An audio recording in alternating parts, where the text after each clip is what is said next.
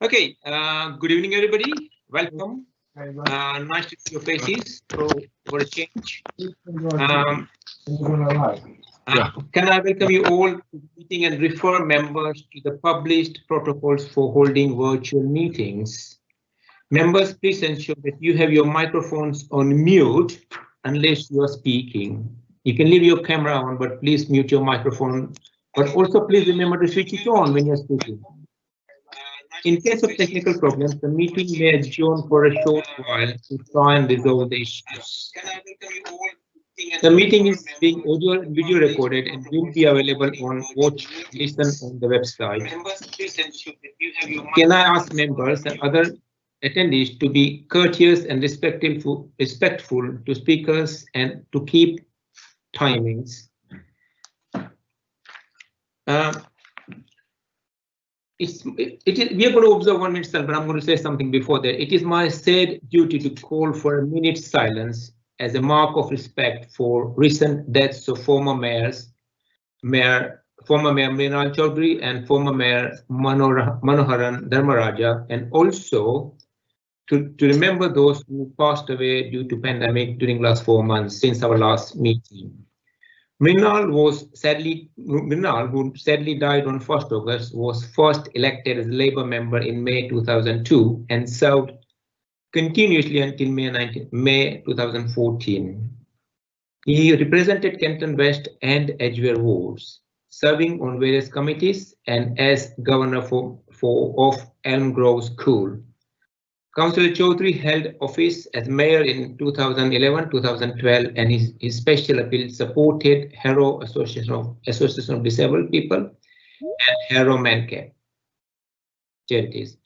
He was a very popular mayor who brought communities together, was admired and well known for his humility, compassion, spirituality, and love of poetry, yoga, and meditation, and his great strength of character. As an official condolence letter on behalf of the members and burgesses of Harrow was sent to Rama, and I attended Mrinal's funeral at Hendon Crematorium on 12th of August. He will be sadly missed by all of his friends and colleagues here in Harrow. And sadly, Mano Dharmaraja passed away on 29th of October, and he was first elected in 1998 and served Roxbourne Ward for 4 terms throughout his political career.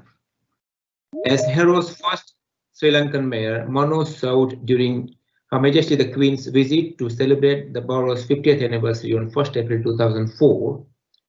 He will be missed by his friends and colleagues who will remember his support of St. Luke's Hospice during his mayoralty and his sense of humor and love of cricket. I attended Mano's funeral at South Harrow Methodist Church on 14th of November after writing officially to C. Devi, offering condolences on behalf of all members and burgesses. Can you please join me for a minute's silence?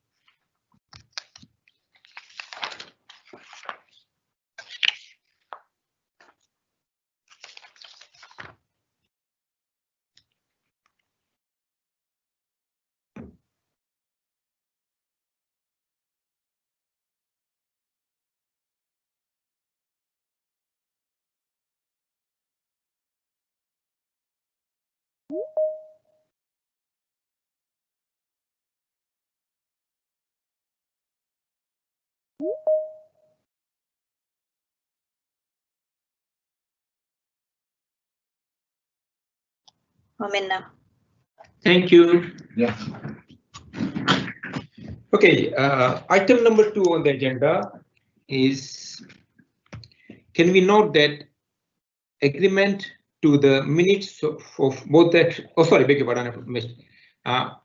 Item number 1, can we take as read the published declaration of interest for meeting, and I remind members that they need to leave the meeting if they have disclosed pecuniary interest an item of summons.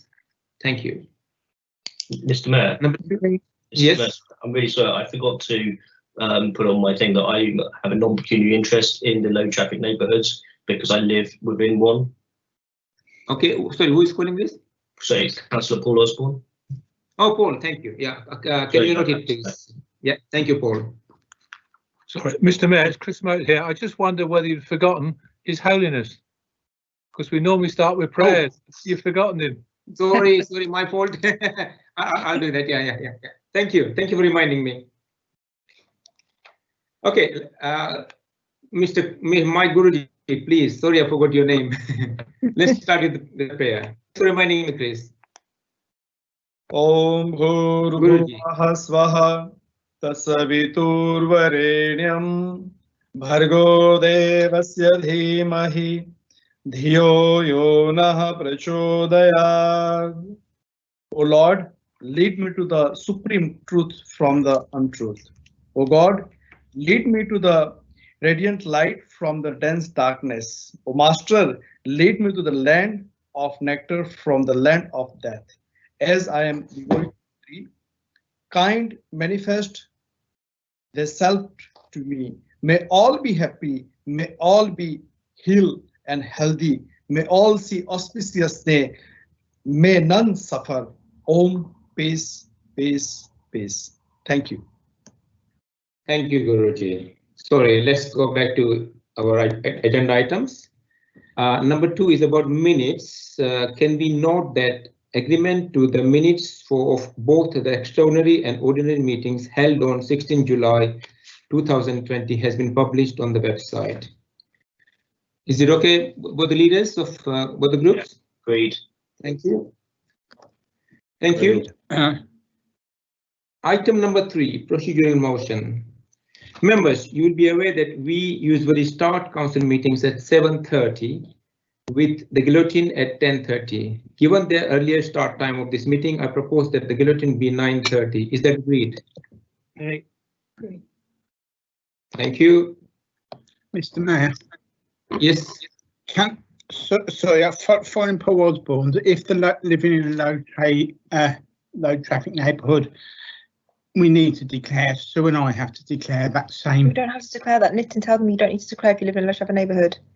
Tell them it's not pecuniary interest. Okay, just what Paul did. Okay. I didn't think you did. Your makeup keeps appearing. Thank you, Jeff. Well, because every time I go to do, yeah. Okay, please. Okay, Paul. Mr. Mayor, can I move a procedural motion that the low traffic neighbourhood motion gets taken for debate either directly after the discussion on the petition for low traffic neighbourhoods or alternatively after the petition item on the agenda, so that the members of the public that are watching can see that earlier in the meeting rather than having to wait until towards the end. Thank you. Is that agreed, Graham, as the leader of Labour Group? Mr. Mayor, we do have a very busy agenda tonight, and I understand that we have a number of petitions and we also have the debates around Alderman. I leave it to the group really, because the petition itself and the normally referred to cabinet, so we're moving it from cabinet to hear it tonight, and then we want to prioritise something against all the other agenda items on there. So I leave it to you, Mr. Mayor. Mr. Mayor, if I can just say, I think whilst I'm sure the members of the public will be interested to hear about the freedom of the borough and our tributes to Alderman Toms, I do think so they should be. And I think that making residents wait to listen to the issue of low traffic neighbourhoods, I think it would be better if we did that sooner. And then if they wanted to stay, they could, but if they don't, then they don't have to, because obviously they have family commitments and other issues that they might have to deal with. I just request, Mr. Mayor, that we do the low traffic neighbourhood debate after the low traffic neighbourhood petition. Thank you. I think I can hear both the arguments, and I think we will just keep it as it is probably. So let's get on with the agenda, please. Thank you, Paul.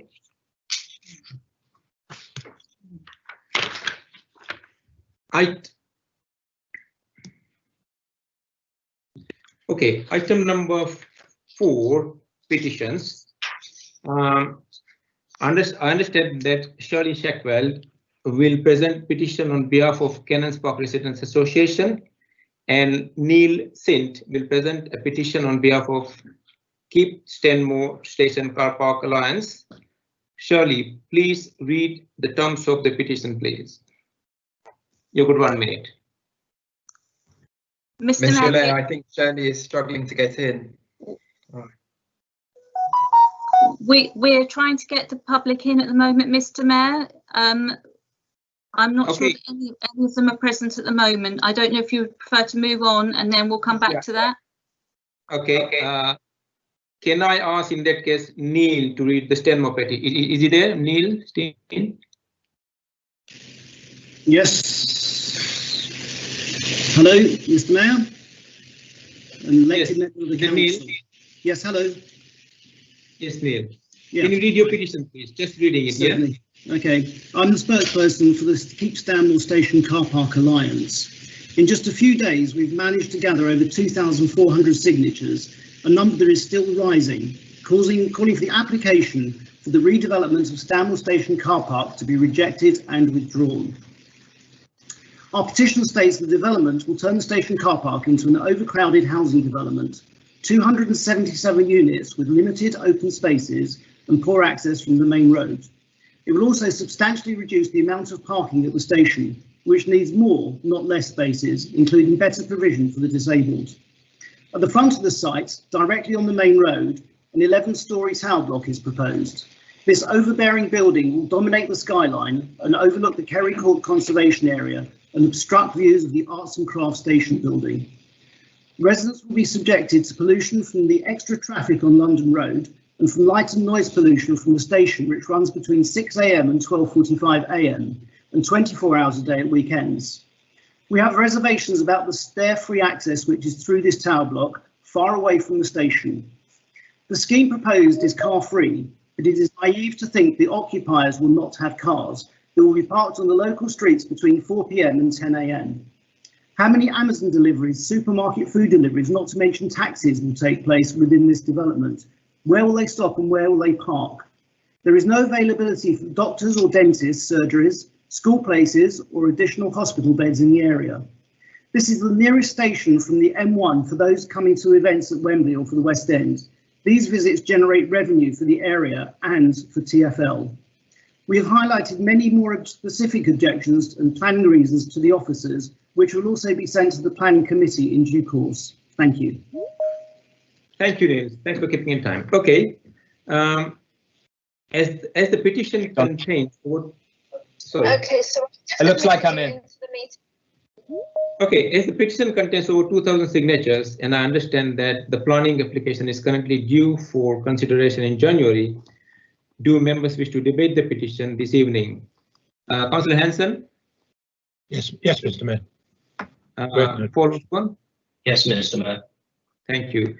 So there will be therefore a 10-minute debate after Canons Park petition debate. Is Shirley there now, Alison? I don't think she is at the moment. No, Mr. Mayor. Okay, so I will go on to LTN. Yes, Mr. Katecha is in. Oh, is he in? Okay, good, great. Okay, before I go to the LTN, I will keep the Canons Park on the side at the moment. Given we are now going to debate the petition on Canons Park at the moment, are there any further interest to declare? I have to personally declare interest on non-pecuniary interest on Canons Park petition because I live within the area of the petition. So please note that. Any more declaration of interest on either? Yes,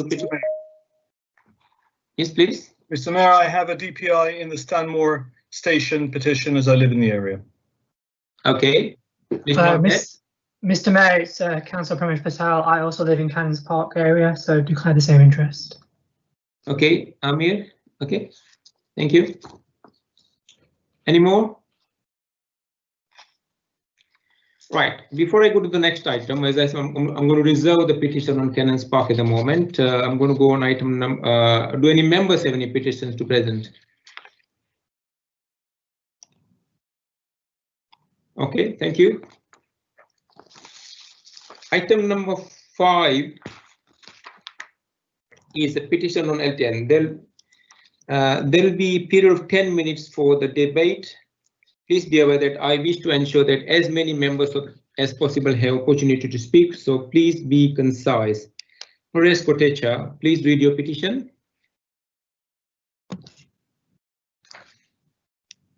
Paresh, are you there? I am. Good evening, ladies and gentlemen. Hopefully you can hear and see me clearly. First of all, my name is Prash Kotecha, not Paresh. And I will now proceed. Sorry, I will proceed to read the petition for all of you respected members there. The petition is as follows.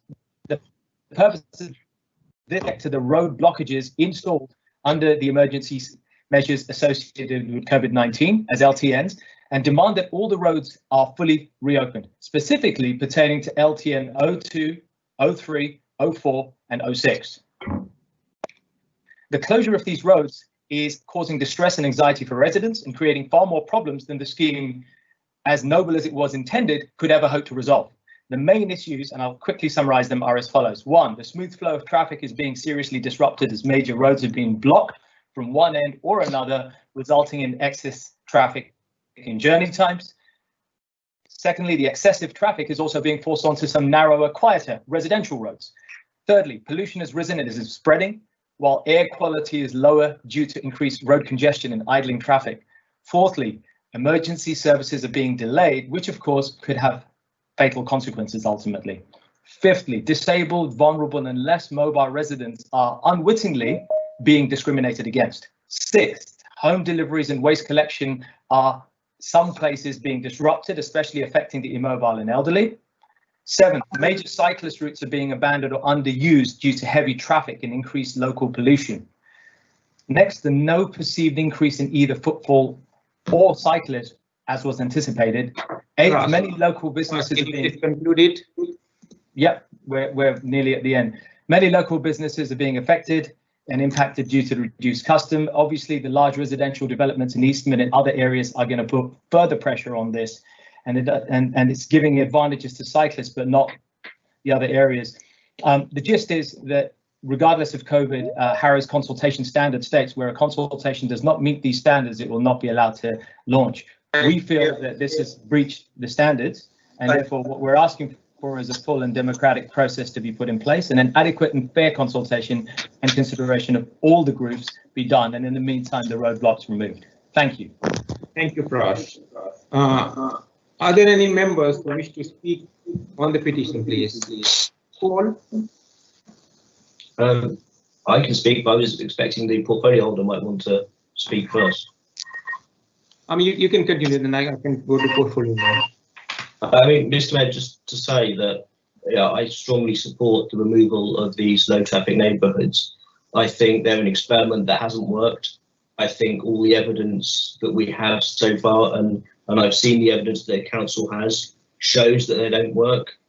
We've seen, and when we get to the debate, I'll go through the figures, a massive increase in traffic on the council's own measurements all around the borough. We've seen chaos to people's daily lives. We've seen people feeling trapped in between some of these low traffic neighbourhoods and the barriers. They feel like they can't get to where they want to go. In some cases, if you are in the wrong place, you have a massive detour that you have to make in order to do what was a journey to school or a journey to the doctors or a journey to work. These are people who we should be representing, we should be looking after, and we should be listening to. I think the way they were introduced with no consultation, with us having to force a low traffic neighbourhood was unfortunate. But I do think, and I've tried to do this throughout the way through, we have to put party politics aside here. You know, we worked with a Labour councillor in Kenton West, where it's a split ward, to try and stop, and in the end succeeding in stopping the scheme in Kenton West. We worked with Labour colleagues on the TARSAP committee to stop the schemes coming to Stanmore. We welcomed the support of Labour. We supported them when some of their councillors wanted to have a low traffic neighbourhood not take place in Marlborough. I would call on all councillors to try and work constructively and try and do what the residents are asking us to do. Clearly, there are still traffic problems that will need to be solved in some of these roads. But I think the overwhelming evidence is these schemes are not the way to solve those problems. We need better solutions, and that's what we should be working for. Thank you very much, Mr. Mayor. Thank you, Paul. Varsha, please. Thank you, Mr. Mayor, and thank you to the petitioners. We certainly have had plenty of communications from this group regarding these LTNs, the low traffic neighbourhoods. It is worth remembering that we have had several requests for traffic calming measures to be put in and around this area. The LTN scheme is a government-led initiative designed to enhance our neighbourhoods and create a healthier environment. Thanks. Thank you. Okay, bye. Okay, bye. Thanks. Here, Varsha. Sorry. These are your streets. These are our streets. And we want the best outcomes for our residents. Therefore, it is important to listen to all the different views, not just the loudest, but also to those who are less vocal, so that we can take a balanced and informed view as to the best way forward. In due course, we will implement some changes to alleviate the immediate pressures while we work towards a long-term solution, working with all concerned parties. In the meantime, keep safe and remember, hands, face, space. Thank you, Mr. Mayor. Thank you, Varsha. Thank you. Marilyn, please. Thank you, Mr. Mayor. Mr. Mayor, on a personal note, I have a lot of respect for Varsha. I think she's a very nice person. But unfortunately, the speech that she read out just now isn't going to cut much ice with the people who are upset about this. It's extremely serious, this. In all the years that I have been involved on the council, and other people have been here longer, but I've been a councillor with a year off for good behaviour since 1998. I've never seen so many people unhappy, so many objectors, and so much chaos. It's not my area, so I decided to have a drive around in Canterbury Road and have a look at some of these pot plant things and the roads that are closed. I've got to tell you, I couldn't find my way. When I eventually found my way in from Pinnerview, I couldn't believe how stupid this is. And I use the word stupid because that is exactly what it is. And it's no good blaming the government. These were choices that were made by Harrow Council. And nobody other than the Conservatives on this council actually made any effort initially to try and stop some of these. We called for a traffic panel meeting. I turned up there as a backbencher, and so did one of my colleagues from Stanmore Park Ward, and we spoke up robustly for our residents. Because 2,000 people had signed a petition to say they didn't want Dennis and Green Lane closed. We stuck up for our people, and we've got a bit of common sense. In my view, and I'm sorry to have to say this, I think the council has been high-handed and arrogant. I think it's a disgrace, and I think that these awful things need to be taken away straight away. Tomorrow morning would be fine. I think you're testing the patience of the good people of Harrow. They're decent people. Life is hard enough at the moment without this. And I beg you, Varsha, please stop this now. Take these things away. Put it down to experience. You will have more respect and more support if you do that than if you carry on the way you are. Nobody minds if people say they got things wrong. The way you're carrying on at the moment, I'm afraid it might be too little, too late. Thank you, Mr. Mayor. Thank you, Marilyn. Adam, please. Thank you, Mr. Mayor. And thanks also to, of course, the petitioner as well, Prash. And Prash and I have come across each other in other forums as well, Prash, so we're getting acquainted. I think from my perspective, this is a really complex challenge. What we're trying to do is to help our residents to walk more, to cycle more, to reduce air and noise pollution, and also make the streets safer. But, and it's an important but, we want to do that without making the lives of residents who do need their cars much harder. That's just a very tough challenge. I think we can all agree on that. And that's really why we are trialing these schemes and why we're ultimately reviewing them regularly. And we'll make, changes wherever they're needed and wherever we can make changes to improve things. And of course, it is a trial and we'll need to take everyone's views on board at the end of that trial. I know we have very little time to talk about this, and we have a motion later on. I do think it's unfortunate Marilyn brought in the party side of this, because it is ultimately the government that's just announced 2 weeks ago more funding for low traffic neighbourhoods. So, you know, there's more to say on that later potentially, but I think it's better that we have this debate in a matter of with a degree of general respect for everyone's views, recognising this is a tough challenge. We want to get it right for everyone. Thanks, Mr. Mayor. Thank you, Adam. That actually concludes the 10 minutes allowed for this item, because I've got a very long agenda to conclude. So we have had a full debate on this item. Thank you all contributors. The petition will be referred to the Corporate Director of Community for further action. Thank you very much. I understand Shirley is back online. So Shirley, can you read your petition on Cannons Park, please? Thank you for letting me in. I'm on behalf of the Stop the Development of Cannons Park Station Car Park Group. I'm also the Secretary of the Cannons Park Residents Association. Our petition reads, we strongly object to the proposed redevelopment of Cannons Park Station Car Park into 118 flats in 3 7-storey blocks.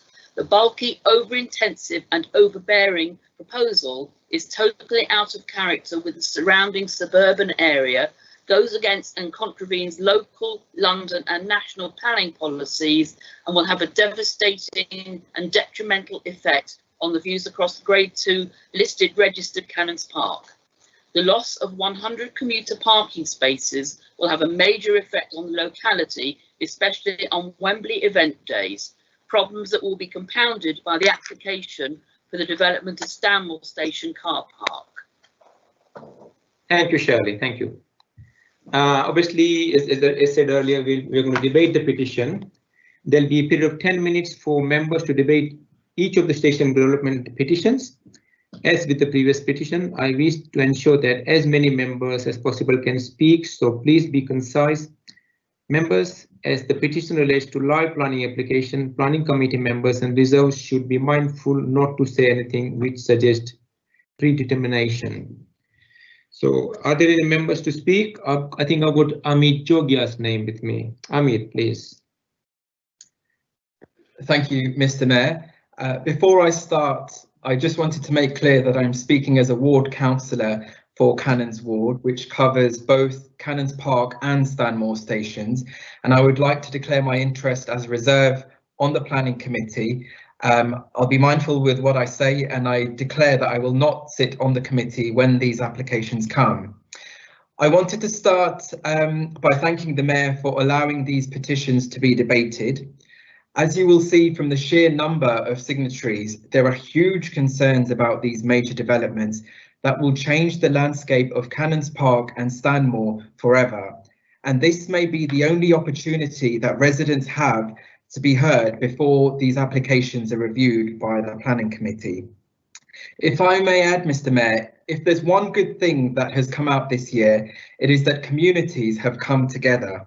In my short time as a councillor, this is the single biggest issue that has brought communities together from all backgrounds, ages, and even political divides. My Conservative colleagues in Cannons, Councillor Amir Moshenson and Councillor Bharath Thacker, as well as my colleagues in Stanmore Park, Councillor Marilyn Ashton, Councillor Bath and Councillor Philip Benjamin, have been inundated with complaints.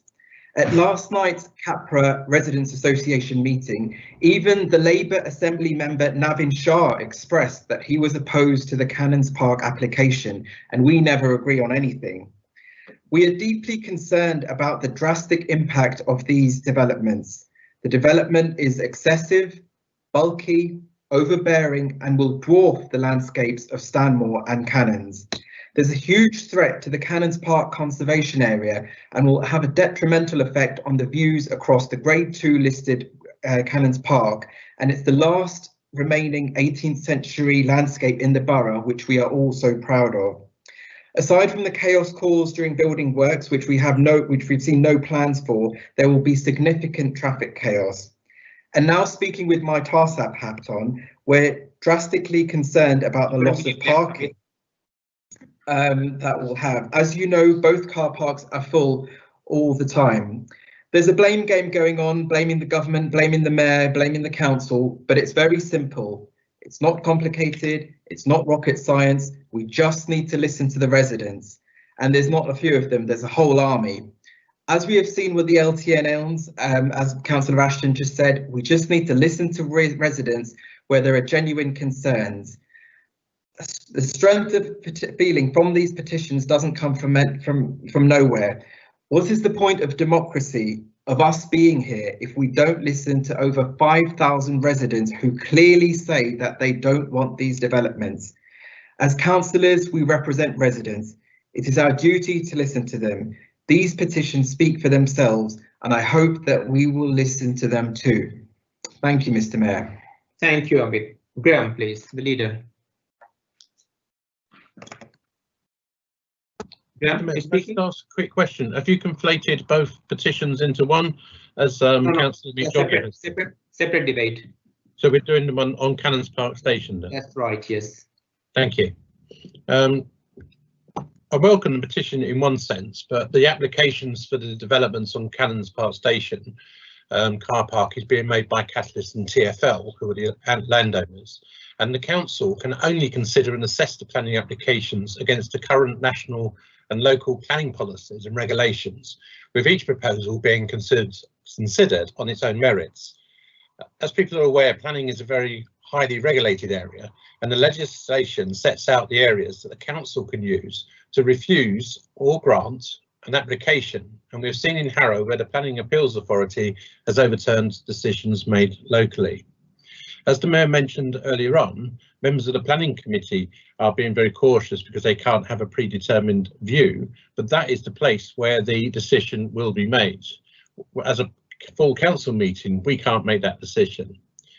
But I would remind people as well that you may have also recently seen the announcements by the Prime Minister, whereby building on brownfield sites will be made easier for applicants and much harder to challenge locally. And that does give us, open us up to appeals at certain stages. As councillors, we cannot discuss live planning applications at a full council meeting, as I've just said.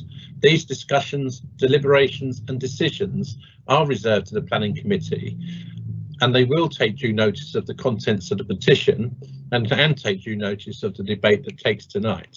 What we can't do is predetermine that decision because the reports haven't been written yet and it hasn't been presented to the Planning Committee. I will finish on one final point. That at this moment in time, we do not know whether it meets the planning legislation or not. So it is preempting a report coming through to the Planning Committee. Thank you, Graham. I see Amir's hand up. Is Amir? Do you want to speak, Amir Mohsenson? Yes, please. Yes, Amir, please go on. Thank you, Mr. Mayor. Mr. Mayor, the plans proposed by TfL are bad, both for current residents and those who will live in those towers. And I certainly echo the calls by Councillor Joggia that both parties should work together. Cannons Park itself has recently won a green flag status, and Councillor Palmer spared no words in detailing how open spaces are important. But these blocks will dominate the view from the park, diminish the tranquil respite from stress that Councillor Palmer rightly boasts of, and will be an eyesore for generations. But Mr. Mayor, not just an eyesore. In erecting these towers, Cannons Park Station car park will be reduced to a handful of spaces.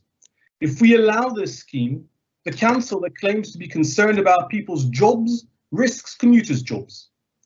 Prevents shoppers from getting to shops and return home with their purchases. The council that claims to care for families would have parents walk great distances with young children to get to the station, and I suspect the TfL must expect the elderly and the vulnerable to somehow magic themselves over. To working people who rely on trains in the morning, to shoppers, to families, to the elderly, to those for whom parking in the station is a necessity, their journey starts at getting to the station. And to the Mayor of London and TfL, their journey simply doesn't matter. People will need to get to work or school or hospital appointment, and in the absence of parking in the station, they will look for the streets, or worse, they will feel pushed out of Harrow. No least will be the impact to residents of these towers, because TfL expect to have 0 spaces for residents. 0. a nice, round and impossible number.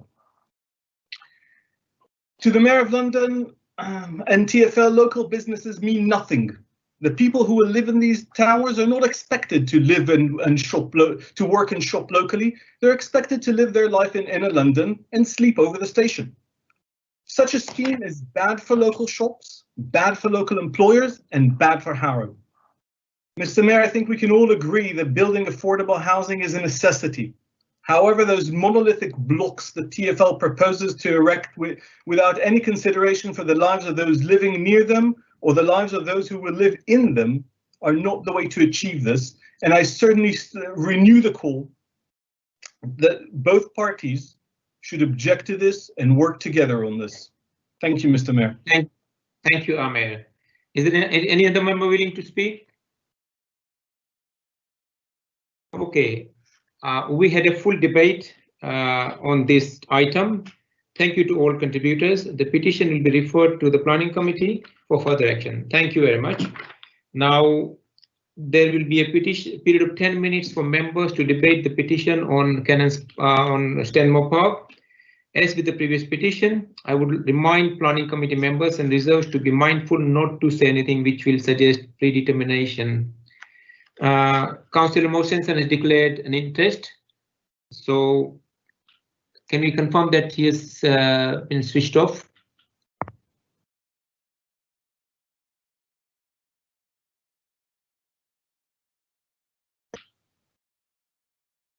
Yes, Mr. Mayor, Councillor Moshenson has left the meeting. Thank you very much. Thank you, Alison. Are there any members who wish to speak? Amit. Thank you, Mr. Mayor, and thank you again for providing the time for these petitions to be debated. There's a common misconception that both of these applications are the same, but they are very different applications in very different areas. For Stanmore, I just wish to reiterate the main concern around the loss of parking.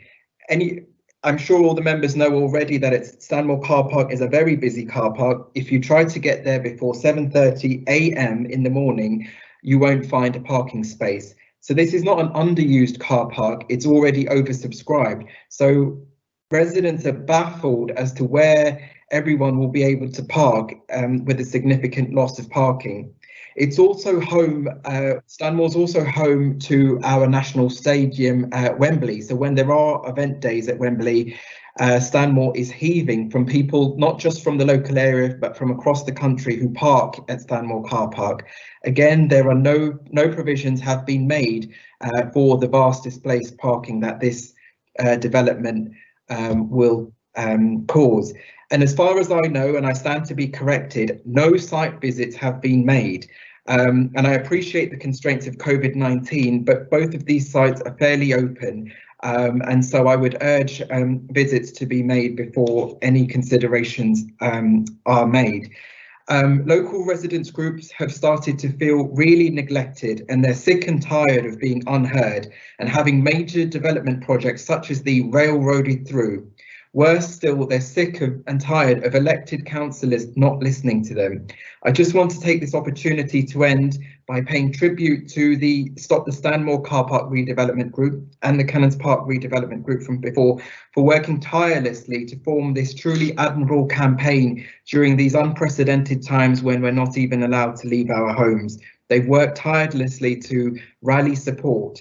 And as I've mentioned before, there's a real strength of feeling, and we need to listen to residents because these numbers represent entire wards. It's more than just NIMBYism, but serious concerns, and I urge all members to act on these concerns. Thank you, Mr. Mayor. Thank you, Amit. Graham, please. Thank you, Mr. Mayor. Mr. Mayor, before Councillor Henson starts, is it just me that's getting no speakers in the main screen? I don't know what's happening with the public. I think Councillor Lambert is. The IT is trying to let. Okay, I think it's fine. Thank you, Mr. Mayor. So I think it's fine now, Mr. Mayor. Thank you. Okay, Graham, please continue. Thank you, Paul. Mr. Mayor, it was difficult. I've got 20 people on my screen, so it seems to be working okay. Please. Not for either Sir or I. Okay, can you? It's being sorted. Please continue with the meeting. No debate, please. Graham, continue, please. Yes, I will start saying this is not being railroaded through. The legislation, emergency legislation, came through from government saying that on the COVID legislation to allow planning applications to still go through, and an extended time was given for the applications to be considered. But the applications have been submitted in accordance with any other developer, and they are being made by landowners. And the council, as I say again, can only consider and assess the planning applications against the current national and local planning policies and regulations, with each proposal being considered on its own merits. And I say that because this isn't a place where we debate the planning applications. That's what the planning committee is for. And once the officers have considered all the responses to the applications, they look at all the planning legislation, and they will then make a recommendation which goes to the planning committee, where it can be fully debated and the decision made on those recommendations. Now, if it is considered to be bulky, oversized or something like that, they are legitimate reasons to reject a planning application. So it's inconsistent to say that we should to make these sort of applications, level these sort of things at this meeting. It's referred to delegated to the planning committee, and the planning committee is the ones that are the ones who can actually refuse or grant an application of this size. And we have seen in Harrow where the Planning Appeals Authority is over decisions made locally. So even if the council planning committee, and I'll be very careful with my words here, although I'm not on the planning committee, if the council was minded at that planning committee to reject the application for any particular reason, and the appeals authority could come in, we could be at risk of costs as well. But I'm not saying that's the reason we wouldn't turn it down, but need to be genuine planning application reasons. And if it doesn't, thank you, Mr. Mayor. So, and I will go back to the point where the planning legislation is in a state of movement quite rapidly, with a number of statements being made. And we have seen applications come through of quite large sites. Now, I've visited the Stanmore car park site. I've walked around it, even during COVID times, or just in between the two phases. And I understand what people are saying about the process, but there's nothing in legislation to say that a transport system has to supply car parking to the station car park. It could have been closed some time ago. But when we go to the planning committee, I know these debates will be held and people will be making these points, and it'll be up to that planning committee to make the decision on the evidence that's presented before them. Thank you, Graham. I still don't think we've resolved the IT issue. I still think we're sharing capital land on the screen. Okay, let me suggest it might work. Andre? Yes, ma'am. We're still getting Councillor Lemmon's screen, I think. Yes, that's right. So it's not on the public view, but if Councillor Lemon can just stop sharing and click the X button at the top right-hand side, that should stop that sharing. I think you may have to phone her personally to explain how to get that, please. Will do, no problem. Thank you. Thank you. Thank you. Stephen Grink, please. Oh, that's it, done. Thank you. Thank you very much, Mr. Mayor. I'm just going to speak briefly because I know that we don't have much time and other members may want to come in. I would like to say, first of all, I do think, I mean, I've seen both of these applications through Major Developments Panel, and I've been thoroughly unimpressed by what I've seen for both Stanmore and Cannons Park, and I wholeheartedly support both petitions, and I wholeheartedly support what my colleagues Amit Jogia and Amir Moshenson have said about these applications. I do think that it's absolutely right that we should take every opportunity in any public forum we can to say what we think about these applications and give our views, particularly as these are major development sites. So I think it's absolutely right, providing obviously that people on the planning committee itself don't actually predetermine themselves. But I think, you know, these are two developments that Transport for London have brought forward that are completely excessive on the area. It's really disrespectful to our local area that they've been brought forward, and I think, you know, we should be trying to persuade Transport for London to actually withdraw these applications and come back with something more suitable before it even gets to the planning committee. Looking at particularly Stanmore Station, which is what we're speaking about now, you know, it's a hugely excessive number of homes. Minute left, Stephen. Okay, it's going to be the 11-story building is completely out of character. It's going to ruin the conservation area, and it's taking valuable parking away. We should remember that this area is used for parking to get to on event days at Wembley Stadium, amongst other things, as well as for commuters, and it's, you know, we should be very wary about taking parking away and having a significant impact on the local area.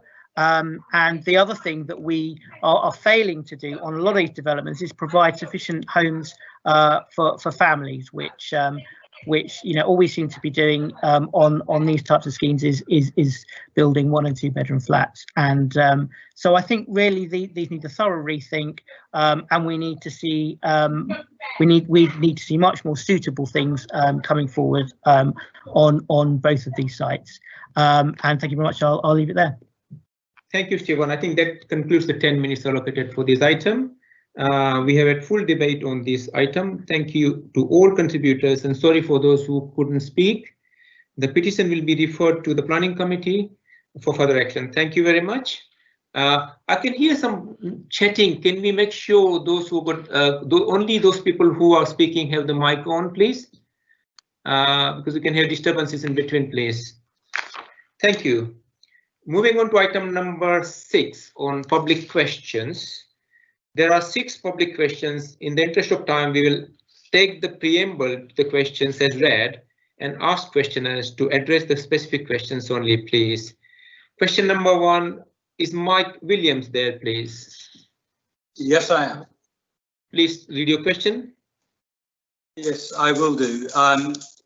It's a question which relates to a planning matter, but we know that's a matter to the planning committee.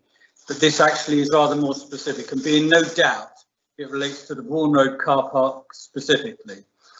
How closely are major planning decisions in Harrow still based on the development management policies and the London plan, given that they predate the epidemic and therefore understandably fail to recognise the significant and lasting changes to home working patterns, the need for domestic outside space, and the challenges of co-living developments, and the need to maintain social distancing? Thank you, Mike. Graham, please. Press to Graham Henson. Graham, please. Thank you, Mr. Williams. All planning decisions in Harrow continue to be made against Harrow's development plan, which is a requirement of legislation. This includes the current and proposed London plans and the Harrow local plan. The current pandemic and requirements for social distancing are material considerations in determining planning applications.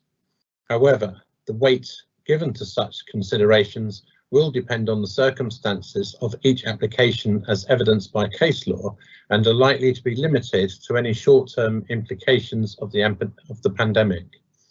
It is premature to draw conclusions about the longer-term impacts of the pandemic on policies within the Harrow Development Plan, including home working space, outdoor amenity space, and co-living developments. Have you got any supplements, Mike, please? Yes, I have. I think we have to recognise that although clearly the jury is still out in terms of the changes forced on us currently, some of them will stick, some of them won't stick so much, but we have a set of development management policies in particular which are clearly out of date, and developers will and have time and time again used them to drive a coach and horses through what is good for our local communities. We really need to step up and get the development management policies at least to begin to reflect some of the unarguable changes that are going to occur. Yeah. Leader. Sorry, just I'm muting. Yeah, planning is a very sort of legislatively process, and the all developments, as we're saying, have to meet those development plans. And I understand what you're saying around updating development plans within Harrow and within the Harrow local plan, and we will do so once the London plan has been updated and also the national guidance comes through. But at this moment in time, our development plan is what developers will use in submitting applications. What protection do you offer us from the... Sorry, there's no argument, please. Question number 2, is Reshma Shah there, please? Yes, I'm here. Reshma, please ask your question number 2. Just read the questions, please. No comment. Okay, my question is to Varsha Palmer. In relation to the LTNs, can you define excessive negative impacts, and can you give specific examples, please? Varsha, please. Thank you, Mr. Mayor. We monitor operational impacts on the main roads, and as you would expect, it shows congestion and delay in the morning and evening busy periods. There will be negative effect in the first few months of the scheme as it needs to embed. Okay. Finish, Varsha? Yep. Yeah, okay, Reshma, have you got any supplement question? Yeah, I've got a supplementary question. First, I would like to say, as a group, we take huge offence to being called a small group of loud protesters. We speak for over 5,000 people who are against the LTNs, opposed to only 400 people who actually wanted them.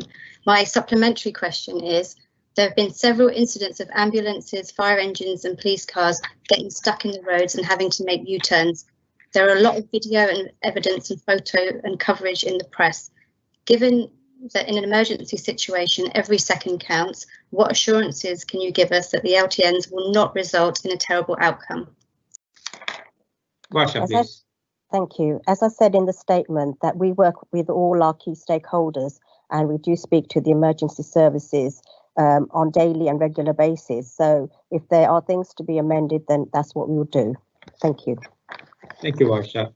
Question number 3. I hope I pronounced it properly. Gulabi, would you like to ask your question to Councillor Palmer, please, again? Yes, I would like to, please. Thank you. Before the LTNs were installed, you've told us that you could not hold a comprehensive consultation as there was a deadline imposed by DFT and TfL. However, Emma Bradley of the Harrow Cycling Organisation was able to access a small consultation that was held in Pinnerview back in June 2020 and posted the link feedback on her Facebook page on Harrow Street Spaces. Why did our ward councillors did not tell the rest of us residents about the consultation, and were all of the other residents left in the dark, especially as part of the council standards is to maximise involvement in all consultations? And especially as Varsha, you just told us, you're also thinking of the people who are disabled and vulnerable, and you are not. Please, you haven't listened to them. No comments, please. Just read the question. Varsha, please answer it. Thank you. I did say that I would listen to all the voices, and I do that as part of my job. So Healthy Streets for Harrow campaign was already running before the crisis. So there was an opportunity for campaigners to access that. So that is how Emma would have got that information. Now, your ward councillors, from what I know, and they're my colleagues, and they are very good at what they do, they would always work with you and would always keep you informed. Thank you, Varsha. And supplementary, please, May. Well, I'm really sad to say that that is not the case. My 3 ward councillors are not listening to us at all. They're only listening to a small minority who were allowed before the pandemic and were petitioning to have more cycle lanes and stopping the increase of traffic. As soon as TfL was I offering... think No. you need to ask the question, please, not the comment. Would you please be so kind to let me ask the question? I am the Yes. residents you are working for, not the other way round, yes? Okay, Thank so you ask the very question. much. As soon as you, I feel there is some sort of bias towards us from the ward councillors, as they did not respond to any of my emails during the consultation or the past few weeks, but they got back to Emma Bradley's messages as soon as the barriers went up. How can I trust you or any of the other councillors if you are not listening to any of the other, apart from the small minority group? Okay, Varsha, please.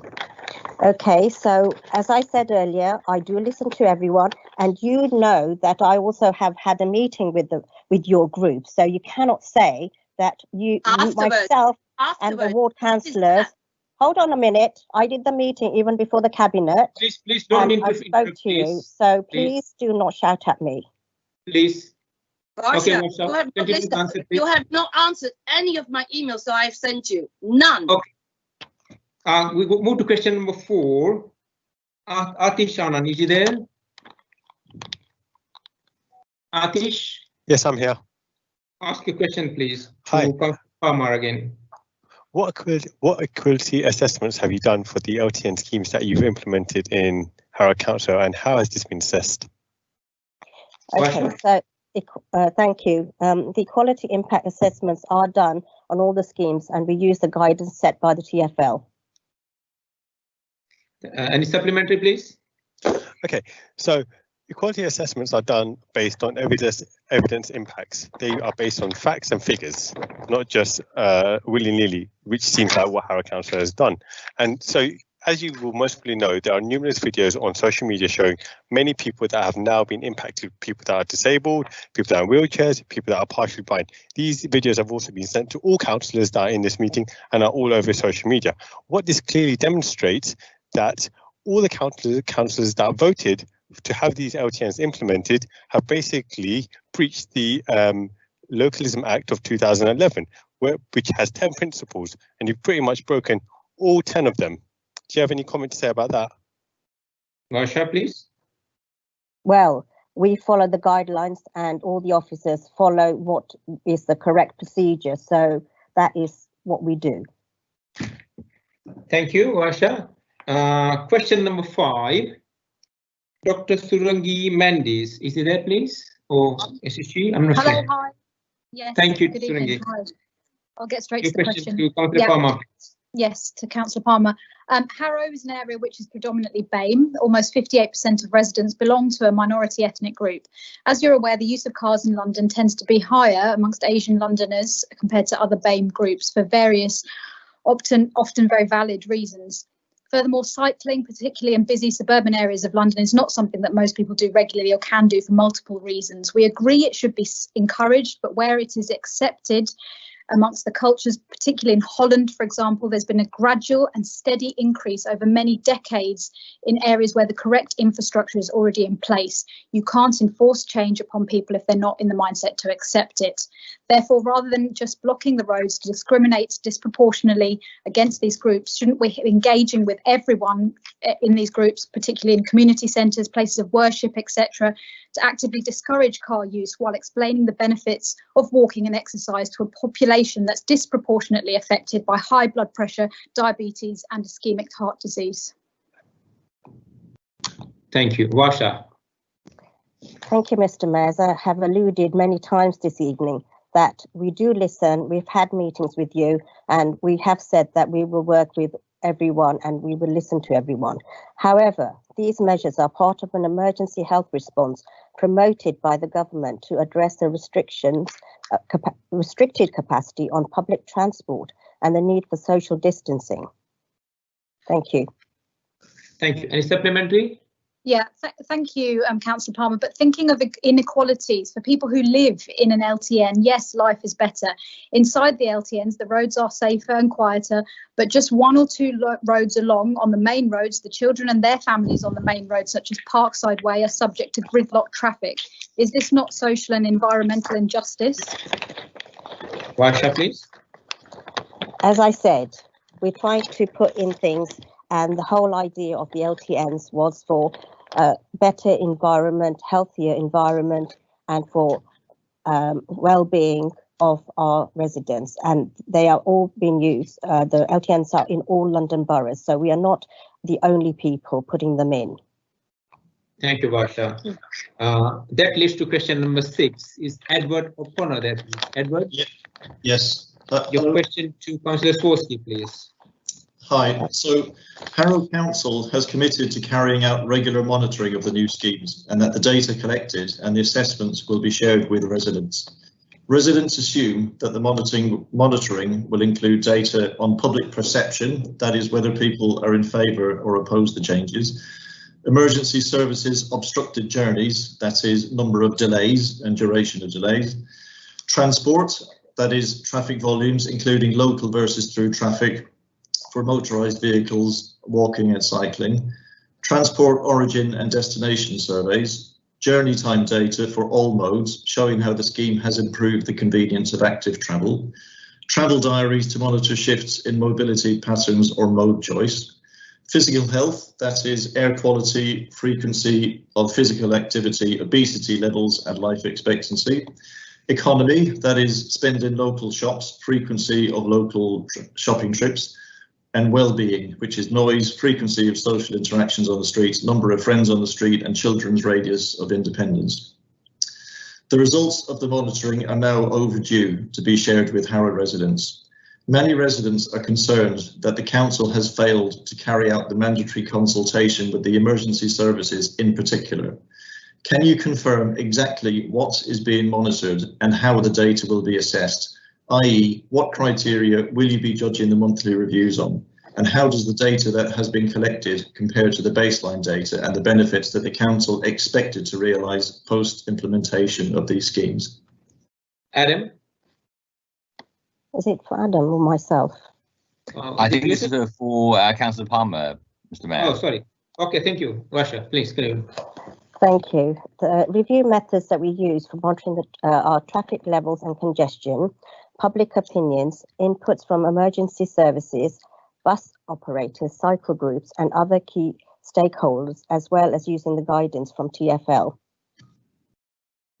Okay, so my question was, can you confirm exactly what is being monitored and how the data will be assessed? I didn't ask who the consultation was with. The question is, what is being monitored and how will the data be assessed? What criteria will you be judging the monthly reviews on? Well, it's the flow of the cars, the footfall. As I said, I've just told you public opinion, inputs from the emergency services and all the stakeholders. So whatever they tell us, as well as what our officers monitor. So when was the monitoring data released? Because we haven't seen it. It will be shortly. Can you tell us when that will be? Because it's already overdue. We will put it on the website shortly. Okay.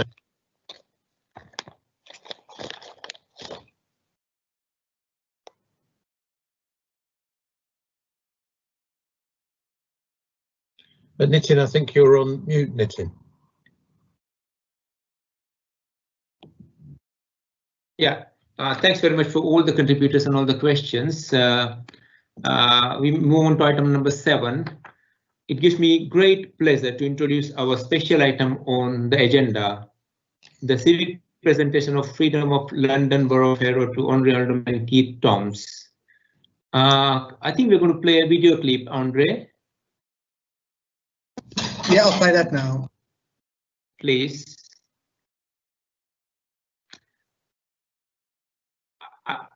I was delighted to be able to visit Keith to present him with his scroll to mark his freedom of the borough. Thanks to technology, you should now be seeing a video clip of me presenting an illuminated freedom of the borough scroll to our new freeman, Keith Toms. Earlier this morning, outside Keith and Nia's residence. As you can see, we are all wearing masks and gloves and in line with COVID restriction, but nevertheless, it was a very special occasion with Keith's neighbors cheering him on in the background. The Freedom of the Borough is the highest award that council can bestow. The award of the honorary freedom of the borough does not convey with any legal rights or responsibilities. other than a ceremonial role as a civic functions. The award dates back to the Middle Ages, when freemen had commercial privileges and a route into position of power in a town or city. Harrow is extremely fortunate to have benefited from the dedicated service of honorary freeman Keith over so many years and still continuing. And we do hope that Keith's family and friends enjoy watching him receiving his Freedom of the Borough, which is a rare and a great honor. Although Keith's own words, I feel Keith might want to speak something, Keith. I'm going to leave that to those who have known only Freeman Keith for a long time. However, I do wish to publicly thank him on behalf of the borough for his exemplary service to Harrow and its residents for last 46 years as a member, mayor, honorary alderman. You have been a great source of advice to me in your elder statesman's role, Keith, and a tremendous support to Heatha and me during my mayoralty, and a champion mayor assist committee fundraiser. You have always been there for me, Keith, and you have always been there for Harrow. Thank you for all you've done and you'll continue to be doing. Thank you again. Does any member wish to speak? You got 3 minutes to speak, and can I ask Councillor Hanson to start, please? Graham. Thank you, Mr. Mayor. I think the words that strike fear into everyone at a meeting is when we hear those words from Alderman Toms. I feel a speech coming on. The freedom of the borough is the highest honour that a council can bestow, and tradition is maintained as a means whereby public recognition is given to the recipients as an expression of the highest esteem in which they are held by the council and the people of the borough. We have not presented this award that often in Harrow, so why Keith? Well, Keith was born in the valleys of South Wales to a mining father and a mother of Gypsy descent. He was the youngest of 3 children, and his sisters were married off to American soldiers by the time he was an infant, but his early life at home was full of passionate political education. Keith openly talks about his younger life and living in poverty, and he has been an ardent campaigner all his life to tackle inequality and goes out of his way to ensure no one is left behind. Keith always says he would be nowhere without his wife Naomi, or Nye as everyone knows her, because Keith insists on referring to her as Nye after the great Nye Bevan. Keith and Nye will celebrate their diamond white wedding anniversary next year. We're grateful to Nye for bringing the Welsh rabble-rouser to Harrow. Many will know Keith as an educator with the ability to turn around even the most troublesome of school children. Some will know him for being arrested on mass demonstrations, including the infamous Grosvenor Square riots, but many will know Keith as an incredible public representative. Having been first elected in 1974 and served 32 years as a councillor, first representing Harrow Weald and then Kenton East, until being unanimously voted our alderman in 2006. That was the first council meeting that I attended as a councillor. One of Keith's great achievements was the famous occupation of Northwood and Pinner District Hospital. In the early 80s, when the government planned to close the hospital, there was uproar in the locality. Keith organised staff, activists and local trade unions to occupy the hospital 24 hours a day, 7 days a week for 3 whole months. By December, the authorities had caved in. The occupation was successful, just in time for Keith to dress up as a Santa Claus. We might need Keith's hand again soon. I've lived in Harrow nearly all my life, and I remember attending meetings over the years, and Keith was always there banging the table, saying, I feel a speech coming on. But his central point was that people should be treated with dignity and respect, that we must help each other. Over the years, Keith has had a positive impact on so many lives, giving them hope and support when no one was around. Keith's exploits live on in the memory of so many. He is a legend. He related so well to the public that Harrow became a better place, a more accepting place. Keith was 80 early this year, and as alderman, he has continued to his public duties, often visiting volunteer groups. It is no wonder he forged so many good relationships across political party lines, and I am proud to move this tonight. And I don't think he will be able to have done any of this without the support of Nye. I also think the Imre Nagalis that Keith always refers to in the council would also be very proud. Congratulations, Keith. It's a great honour to be able to talk. Thank you. Thank you. Councillor Chris Mote, please. Thank you, Mr. Mayor. Keith, I'm going to make this a personal tribute from me to Keith and not a political one for a change. I've known Keith for nearly 50 years. It started with my father and him. They were political sparring enemies, I'll say, as a simple term. Council meetings were pretty grim. I sat through them as a youngster. Having said that, the moment the council meeting finished, Keith and my father would run down the corridor to see who could get to the bar first to buy the first drink in. Please note, we had a bar in those days. But I met my Janet, actually, in the Mayoress's committee meeting for a charity swim. Janet was welcomed by Nye, Rennie Feekins, Anne Sullivan, all sometimes in the past now, bar Nye, no longer with us. Keith was working very hard in those days for the Mayoress's committee and still is today. It's a non-political group that raised funds for the Mayor's charity. Keith always works his socks off. Janet and I have many happy memories, actually, in Keith's back garden. Janet wants to thank him at this moment for the rhubarb and potatoes that he let us all have in those times. Excellent. I'm pleased to call him and Nye good friends. A great non-political friendship, respecting each other's politics, always looking after the needs of the people, regardless of their politics. This award is rightly and properly made and reflects all of his efforts for the people of Harrow as a councillor, an alderman and a friend. Thank you. Thank you, Chris. Next person is Simon Brown. Simon, please. Thank you, Mr. Mayor. Well, Keith Toms, or should I say Albert K. Toms, because that's what it says on your election declarations over the years. So from when I first met you, I guess would be in the mid-70s, it was clear and obvious that you love to engage with the residents of Harrow to advise them, sometimes in quite not uncertain terms, that voting Labour was the only way forward. I've memories of campaigning with you in the town centre, and on one particular time on the back of a van driving up onto Harrow on the Hill with you, Keith, with your megaphone, educating all the people up there on the hill, particularly the pupils at the school, of the true way forward. Yep, I can see people are shocked. What's this, he says? Keith Toms needs a megaphone? I don't think so. But your real crusade was to help people, help everyone that needed your help. From helping residents in Kenton East and a little time in Harrow Weald before that, young and old, in between, campaigning for education, campaigning to save schools, as we've heard, campaigning to save Northwood and Pinner Hospital, and much, much, much more. You really helped me tremendously when I first was elected in 1986 to a Labour group of only 9 members in those days, telling me to always stand up for Labour beliefs, Labour values, and never be intimidated by those so-and-so Tories.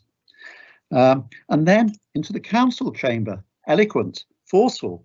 I remember you reducing a variety of leaders of the Tory group, leaders of the council, Brian Clark, Donald Abbott, the Galloping Major, Ron Grant, to speechlessness in the force of your arguments, and as Graham said, ably abetted by your many quotes from the renowned European 17th century philosopher-poet Dmitri Nagels. Dmitri's radical thoughts emerged again and again in the council chambers. And now, how can I say, how do you manage this ceaseless fight for social justice? Well, very easy, because you had the support of Nay. It comes, the two of you go together as one.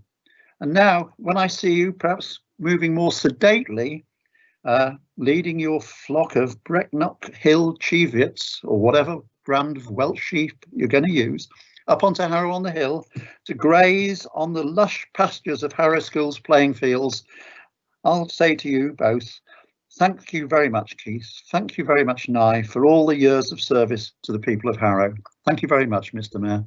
Thank you, Simon. Can I have Jean, please? Jean Lemmerman. Thank you, Mr. Mayor. Gosh, we spoke, Keith, didn't we, on your birthday, your 80th birthday. We had a long phone chat because we couldn't get together for your do for April Fool's Day, which you've always reminded me is why you were born then. The thing that was reminded me a lot of what we were talking about wasn't just that famous philosopher and thinker, Dimitri Nagels, who obviously I've signed up to everything ever since, but also the good friendships you had with John and Janet Cowan. And if you remember, we all used to get together, and it was very clear from those times how much we could achieve cross-party as well as throwing eggs at each other. And there were times when we got particularly principled, but essentially we worked things through. And John and Janet were great friends to you, as they were to me as mentors. Also, you know, in terms of the freedom itself, it's fantastic. You know, if you look at the book that Mandela wrote, you know, the long road to freedom. You've had a long road to freedom, but you've got here now, and I'm so proud of you and I. You've done so much in the community that we've shared, John and I have shared with you. You're a force to be reckoned with, and you also love dogs, so you can't be that bad. But finally, you know, the compassion, the commitment, and the good humour, and dare I say in brackets, bad jokes. You know, you've been a wonderful friend, and you're a superb alderman now. So thank you very much. It's good to know you, and you deserve this. Congratulations. Thank you, Jean. Sue Anderson, please. Sue.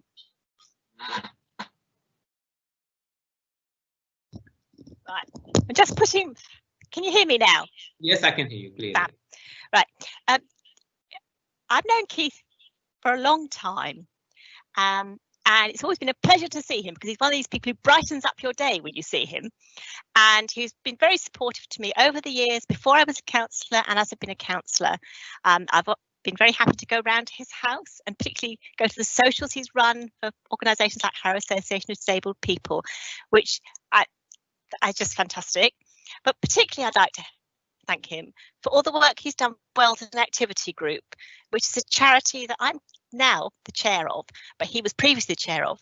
We run a small charity which is a day centre for adults with learning difficulties, and Keith has been an amazing and wonderful trustee for our charity. He's been very supportive, very helpful, really understands the people who come to our charity for education, social skills and such like.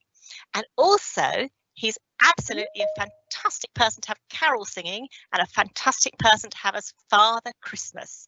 So I don't want to talk a lot because I don't want to take any time away from it when Keith provides us with his speech, but I would really like to thank him, not just for the stuff that we've been talking about where it's very kind of public, but the fact that he has had a rather unglamorous role for a rather unglamorous charity and has served us diligently for many years. Thank you, Keith. Thank you, Sue. Councillor Camilla Barth, please. Is Camilla there? I'm unmuting myself. Thank you. I can hear you now. Thank you. Keith, you and I have known each other for 31 years. Very few people left in the council chamber that go back that far. But I'll come back to our meeting in a moment. Keith, you were always a firebrand, fighting for good causes. Residents who needed your help came to you, but make no mistake, you didn't suffer fools gladly. You are a man of integrity and talent. You became leader of your group and held the officers to account, all for the people of Harrow. In your present role as honorary alderman, and I know you enjoy it, you treat every function with due diligence and everyone with respect. You have been fortunate in having beside you your beloved wife and I, and your 3 sons, wonderful sons as well. Now let me go back to the beginning. And you'll probably be sitting squirming in your chair. We went to the party up at a pub where a member of the Harrow Observer, an editor, not an editor, but a person working there was leaving. And I met you, you met me, our first time ever, and we talked and talked. And as we left, we shook hands and you put your arms around me, and your words to me were, you know, and I've written it down, a decent and caring person like you should be in the Labour Party. 6 months later, I stood up in the council chamber and reminded you, and Tony McNulty practically hit you up. Well, he did. He hit you over the head with his paper. But anyway, delighted to be here tonight, and delighted that you're getting this honour. You deserve it. Thank you. Thank you, Camilla. Thanks very much. Thanks for all the contributions. The more we say, you know, you can say so many things. But can I now ask the hero of the day, Keith? Would you like to say just a few words? Not many. Keith, can you hear me? A few words. That's impossible. First of all, I hardly recognise myself with all the nice things that have been said of me. But let me quickly rush through my background. The chapel in Wales had a very serious effect upon me, as did the politics of my family. And so that's why I have always been interested in politics. I'm putting all my papers in order and find letters that were signed by me when I was 15 to the South Wales Argus and the Free Press of Monmouthshire, incorporating the Herald of the Hills. So most of the time I've been able to express myself. I was lucky enough to win a scholarship to school when I was 13. I came up here, and the best thing that ever happened to me in my life was I was training to be a teacher, and it was an all-male college. I went to a dance in a place called Wall Hall. I was doing Charlton's Jazz, and there was a girl there. And I was in a political party, which we don't talk about now. And someone told me she was a Quaker. And I got her name and address. And guess what? It was 1 Lancaster Road, North Harrow. So I wrote a very insincere letter saying that I was interested in Quakerism. And what happens? We meet, we go out for our first date, and we are walking back to her place to have a meal. We were allowed downstairs in the halls. And I said, I decided something. She said, what's that? I said, I'm going to marry you. We hadn't kissed or anything. And that was it. So from then on, she said, my lovely wife said, I didn't understand what you were on about. I said yes because I couldn't understand your Welsh accent, you see. And that's the excuse that you made. Well, how did we get to Harrow? Right? Well, it was very interesting. We started teaching in the East End of London in challenging schools, mine secondary, my wife's nice primary. And then we decided, this was 1961, 1964, we decided to move to Harrow. And we were able to purchase the house next door to my mother-in-law's because she owned it at a very knockdown price. So we lived in 3 Lancaster. So we became an extended family. And that's how I got to live in Harrow. But Labour was the majority party in 1971. and I was head of house in a big comprehensive school. So I was co-opted into the education committee, and for 3 years I served on the education committee. Then I stood as a councillor and was elected in 1974, when Harold Moat, Chris Moat's father, was leader of council. And can I say, if there is a family that you can look at and say these are people that have given service to the community, you look at the Moat family. There's 3 councillors and one who's a Church of England vicar. So, and his wife Pam was lovely. Now, I realise I've got a penchant to go on for long periods of time. This resulted, my election, in 25 years in opposition. But guess what? We crossed the political divide. We worked, and Brian Clark, who I was so fond of when he was leader of the council, he and I used to meet on a regular basis. I was deputy leader of the Labour group. Nobody knew, and we used to arrange things, and we did some marvellous things together, like setting up a research department, which saved us millions of pounds. Now, I became mayor after 17 years of the 25 years in opposition, and it was lovely. It was lovely. And I stepped outside the civic centre into the wide world, and politics is not to be seen in a standard form. I became so enamoured with the community. I spent a lot of the time in the community. And as you know, I'm taking an extreme deep interest in people with learning difficulties. But before the mayor shuts me up, I would like to say one thing. I've been able to watch with an eagle's eye the change in the state of Harrow. I've watched the composition of the community change. And what I have seen has gladdened my heart.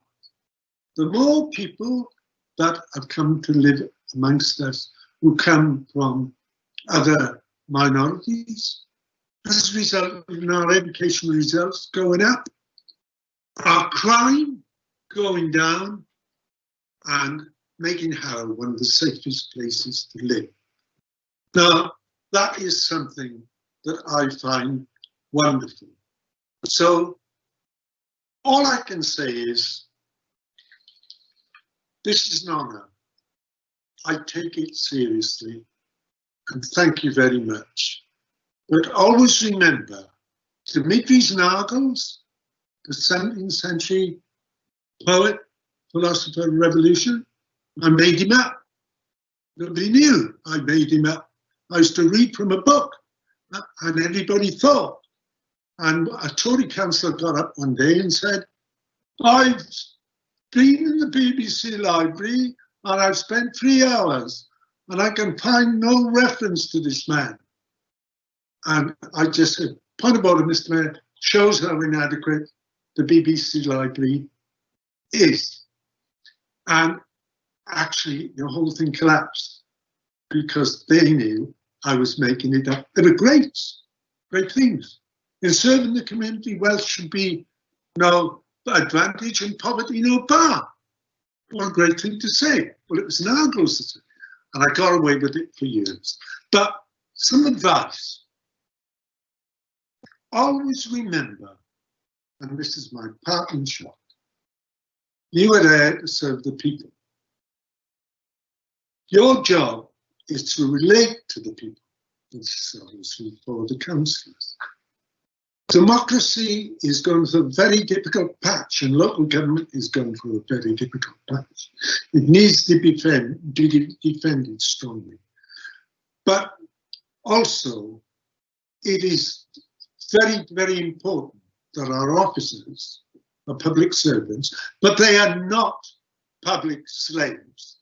And I want members to remember that, as well as people within the community. And I'll end by saying I live near Roxburgh Bridge, the Ridgeway Bridge, and I could drive a flock of sheep across it. But I put one stipulation, right, on that thing that I can achieve, and that is they've got to be Welsh sheep, because English sheep are far uglier than Welsh sheep.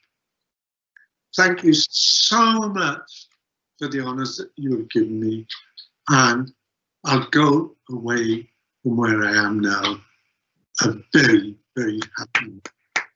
Thank you. Thank you very much. Can I request everybody to unmute and give a round of applause?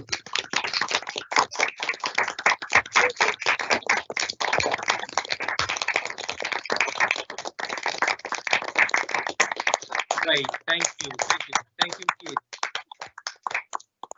You deserve thoroughly what you've been given. So appreciate all the hard work and all the contributions you made to people of Harrow. So thank you for all your words, and you thoroughly deserve it. Thank you very much. Okay, now can we move on to item number 8? Leader's announcement. Leader, Councillor Graham Hanson, please.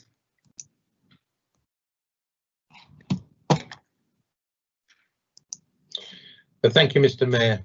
In November 100 years ago, the country came together to commemorate the funeral of the unknown soldier.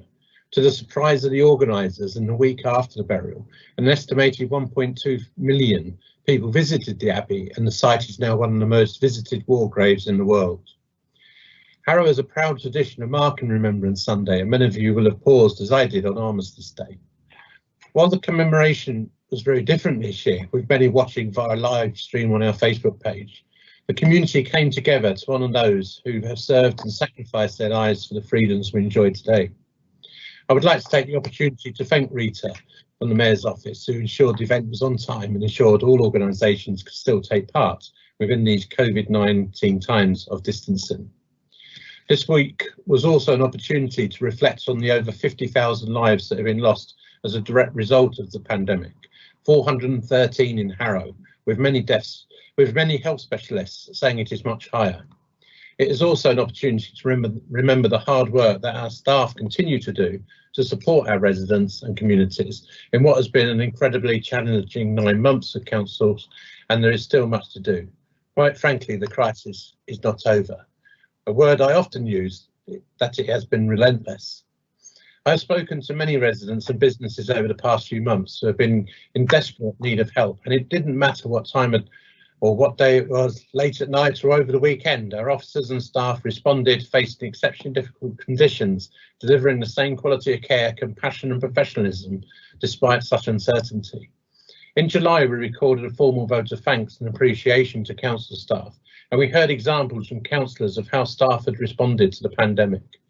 They have continued with unstinting effort and commitment that made such a difference to vulnerable members of our communities and those residents in desperate need that has been gratefully appreciated. I know I speak for every councillor when I say we are exceptionally grateful to all our staff. However, they really do need more than just a clap for a few minutes on a Thursday night. Quite frankly, they've been let down by this government. Our residents and businesses have been let down so badly by this government. In response to COVID, overnight staff are working remotely, community hubs being introduced, arranging urgent care, supporting a rapidly rising demand on services, ensuring the bins were collected and residents kept safe. Today we are told that we are moving to Tier 2 next week, but are worryingly close to being in Tier 3. The consequence of an extended period of lockdown on the health and well-being of our community, particularly on those people who are already vulnerable and struggling with health and loneliness, is a growing longer-term crisis that local government will have to respond to. In April, the Minister stated, "Do whatever is necessary it takes to help keep local residents safe. You will be properly funded." He has spent the last 6 months backtracking as fast as he could. In Harrow, it has been necessary to spend over £36 million to keep residents safe, and government has not kept us fully funded. Instead of supporting local taxpayers, the government headline increase in council core spending power is is predicated on households facing a 5% increase in council tax, the only major tax rise the councillor announced. No new public health funding despite being in the middle of a pandemic, nothing to address the stark health inequalities exposed by COVID-19. It is simplistic and misleading to portray Harrow as a borough of abundant wealth when it is home to so much deprivation. And if you want to see how bad life in Harrow has become under this Conservative government, ask the voluntary sector, visit the community hubs, speak to the increasing number of people who are living in poverty, reducing hope for so many. All we're seeing from the government are political opportunist statements rather than really deal with a crisis. Even with Brexit only 35 days away, and we still haven't seen sight of this oven-ready deal that was announced last year. COVID has shone a strong spotlight on poverty and health inequalities within Harrow, and the recent cabinet reports have started setting some of this out and how we rebuild back better with the funding we have available. As recently reported to the cabinet, we've agreed our preferred bidder as Waits, which will deliver affordable housing in Harrow, building on the Grange Farm estate and other sites. And we are in a positive discussions with the GLA about transport schemes we submitted pre-COVID. We are moving ahead with purpose and actions to address the climate emergency. An officer appointed to take this forward and a cross-party group set up to consider ideas and focus on priorities to meet our pledge to make this council carbon neutral by 2030. A great deal has already been done to reduce our impact on the environment, reducing the carbon emissions. A lot done, but much more to do. The experience within the council around climate change is incredible. The ideas and actions are coming forward, and it is because of this that Harrow, in partnership with the West London Waste Authority, will lead across London on reducing consumption. This is an important piece of work, so I'll be moving Councillor Sarah Butterworth from her current cabinet assistant role within Children's Services, just moving to take in a responsibility in moving the climate change forward. Following the motion around Black Lives Matters and equalities, a cross-party group has been set up and they're reporting back, and we're moving through with the borough plan. For too long, central government has relied on us to deliver first-class services to our residents on a shoestring budget.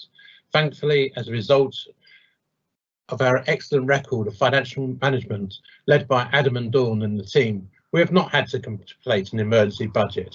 As was said earlier, we do have significant pressures ahead. Our draft budget is at our December cabinet meeting, and it is quite clear that it won't be easy. As an example of our partnerships across health helped us through COVID and received positive comments across London as a model to emulate. At the Health and Wellbeing Board this week, we discussed co-produced reports around mental health, discharge from hospital, the winter plan and safeguarding, all things we will need to do well if we're going to meet a rising demand within tight financial constraints. As I said earlier, the pressure on the council has been relentless, and this is also true on my cabinet team, who have risen to the challenge, making sound strategic and financial decisions to care for the most vulnerable in our society. In order to meet the pressures coming our way, I am making changes to my cabinet and announcing some of those tonight. Firstly, Varsha will be leading on the corporate equalities agenda, which is the role she previously held, to ensure our policies and ways of working are addressed. Adam will, through his responsibilities within HR and staffing, continue working with the HR director to ensure the workforce equality agenda is delivered to plan as per the constitution. This is an important area for us as a council, so I will continue to have strategic oversight of equality and tackling inequality in Harrow, and continue to chair the corporate equality group. To give some time for Varsha to take on this huge role, I'm moving responsibility for leading on the council's enforcement activities that are within environment over to Councillor Krishna Suresh. With Keith being proposed to the HSTP board, it would be a conflict of interest to carry on his cabinet responsibilities around regeneration. The HSTP will have an increasing time commitments on top of the extra work he is doing around the boundary review and the required constitution changes. I'm therefore giving notice that regeneration is moving to my portfolio. I would like to thank Keith for the work he's done around regeneration within Harrow. He has moved it forwards very positively, building relationships between government and developers. I would also like to thank my group individually for the efforts to which they have all gone to since March. This year has been, without doubt, been a huge team effort, and I am thankful for all that. Finally, I would like to thank again all of the hard-working staff. As we go through life, there are times when we need support. Sometimes this is from friends and family. Other times, more support and help is required, and I pay tribute to our staff who have been there for so many during this crisis. The long-term outlook remains unclear. Public finances will undoubtedly be under huge strain in the years ahead, but investment in our local public services is critical to the next year and beyond.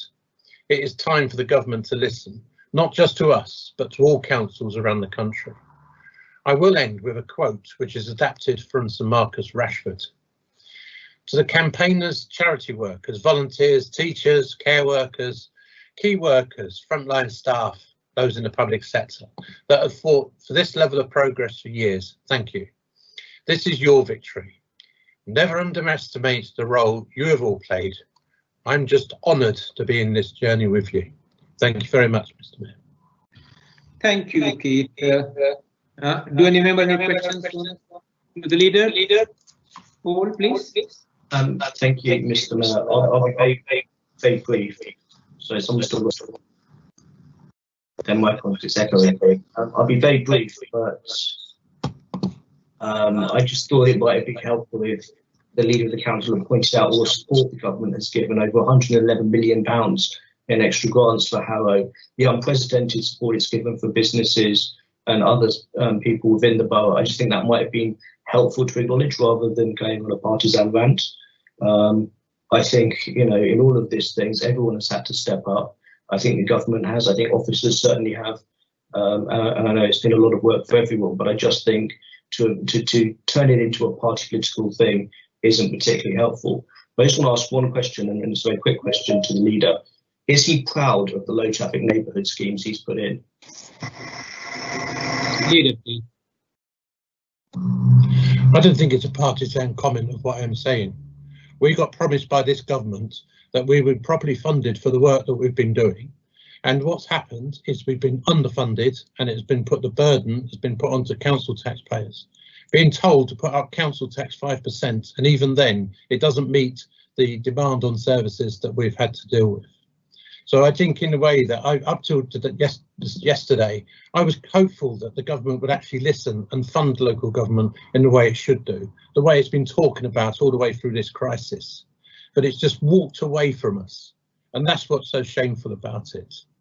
And when you talk about low traffic neighbourhoods, Paul, these have been discussed for a number of years. They've been discussed through cross-party and agreed cross-party over a number of years through the traffic panel.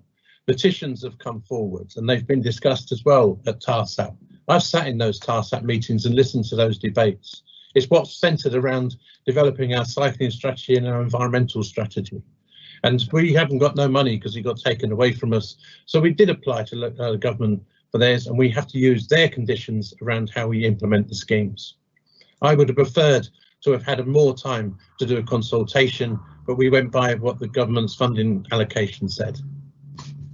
Can I come back on that? I mean, just to be clear, Mr. Mayor, none of the cycle lanes that we've put in were in our cycling strategy that was agreed in 2019. None of these schemes have been agreed by TARSAP. None of the detail has been put before TARSAP at any stage until we called for special TARSAP, weeks after you and your administration cancelled the one that could have discussed it. So please don't say that these are agreed things. But I would ask you again, are you proud of these schemes? Leader. The cycle schemes, if you look into it, are in the cycling strategy that was agreed by TARSAP and went to Cabinet. It talks about the cross-borough routes selection to join up cycle schemes across the borough. And I would have preferred if we'd have given us the money and given us the time to consult like we have done in the past on a number of schemes and when we've done them properly. So I am confident that the schemes will work eventually when we're listening to residents to see how they can be amended to make that benefit that people really do demand. Thank you. Next one is Marilyn Ashton, please. Marilyn, please. Yes, thank you very much, Mr. Mayor. Graham, leader, you're a nice enough chap, but I have to say that sometimes I actually do wonder, and I say this respectfully, what planet you're living on. And I'm going to ask you a very straightforward question because of the interest of brevity. Do you actually think that the residents believe that they're getting a first-class service from you? Because you stated that you believe that you're delivering that, but judging by the dissent and the problems and the petitions and people up in arms, that we've seen in front of us tonight. I'm just interested as to whether you actually think that. Thank you. Leader. I think my problem is that I'm too nice, because in the part over the last couple of years, as we've gone through austerity, it would have been nice if the other people had come forward and helped us to say that we need to be properly funded through some of the things that have gone through. So when you say, are we running a world-class service in Harrow, and am I proud of what we do? With the money available that we have, I am proud of what our staff deliver. And I always have been, and that's why I say it all the time. I've watched them going beyond what other people normally do. I'm having conference calls at 10 o'clock at night, and at 7 o'clock in the morning they're coming back with all the reports. That's not a normal world. That's a council under severe pressure. And I think it's about time people started realising the pressure, this financial pressure this council is really under. Thank you. Marilyn. Yes, well, I asked actually, I didn't go as far as world class. I think that's going a bit, but first class is what you actually described it as. You see, the problem is that I wouldn't dispute that Harrow, even dating back to when we were running the council, has always been poorly funded. I think we all accept that. I don't think there's anybody who that's not true. But the problem is that this administration, not just under your leadership, but under your predecessors, and even before that, have wasted a lot of money. And when I say a lot of money, I'm talking about millions and millions of pounds. And that is a problem. And you've made a lot of excuses for that. Yes, I know. But in actual fact, it's a huge issue.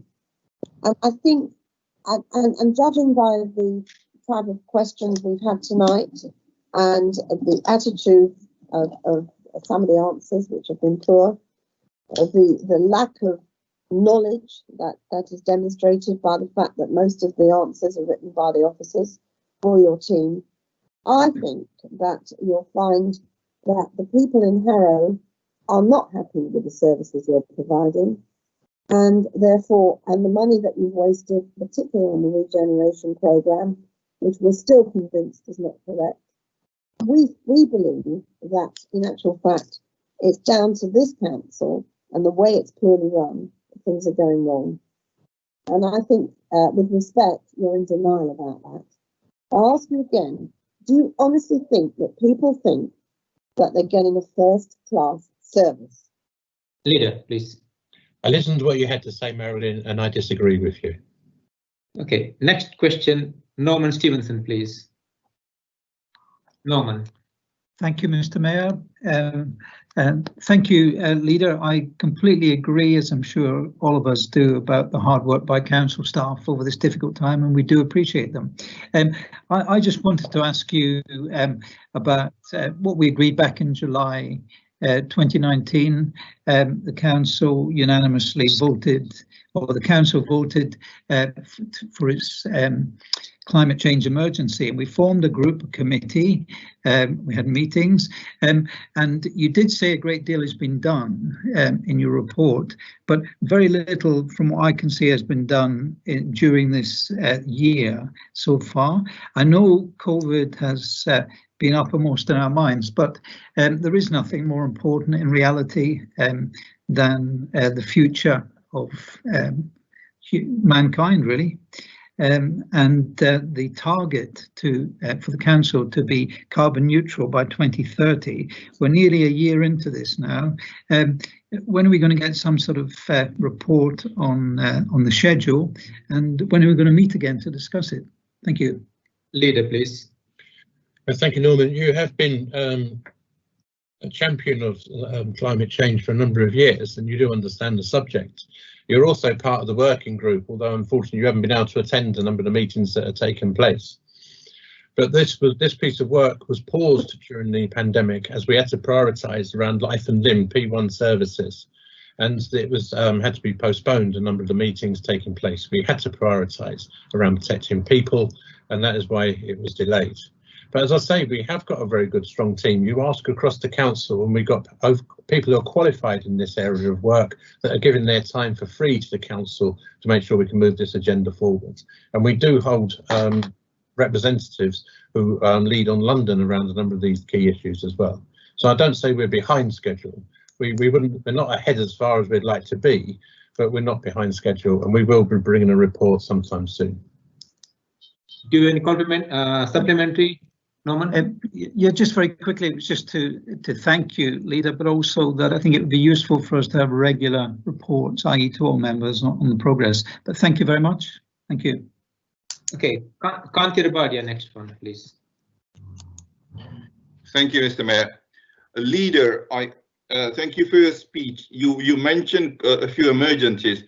I'm just wondering, given what's happened and what our residents have suffered through in the pandemic, why have you not declared health as an emergency, which the council should tackle first and foremost above every other priority right now in this moment in time? Thank you. Leader, please. You'll be pleased to know that an item later on the agenda, which is the draft borough plan, talks about poverty and tackling health inequalities, which is focusing around the health agenda. It's why I said I was disappointed earlier on, why I said earlier on that I was disappointed that the government hasn't responded to that by giving us the funding we need for the public health agenda that is so important going forwards. But we have got it front and central within the borough plan. Thank you. Any supplementary, Kanti, please? Yes, please, Mr. Mayor. Leader, I hear you about trying to fund a responsibility. However, having said and heard whatever we have heard today, it is the council's responsibility to come up with ideas and plans to tackle sort of issues affecting the local borough. That's why councillors are elected, and that's why you're leader, and that's why we got each and every councillor here present today. So I think it's about time we start taking responsibilities. And can you please confirm that you will be sort of taking this seriously, and it will be reflected in every policy going, be it planning, regeneration, health, environment, and so on and so forth? We would like a comprehensive plan. Could you please give us some ideas? Thank you. Leader, please.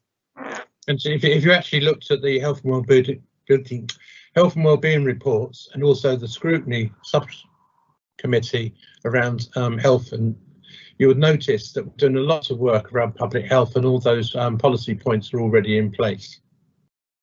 Okay, thank you very much. That concludes the time for the leader's announcement. Unfortunately, I can't take any more questions.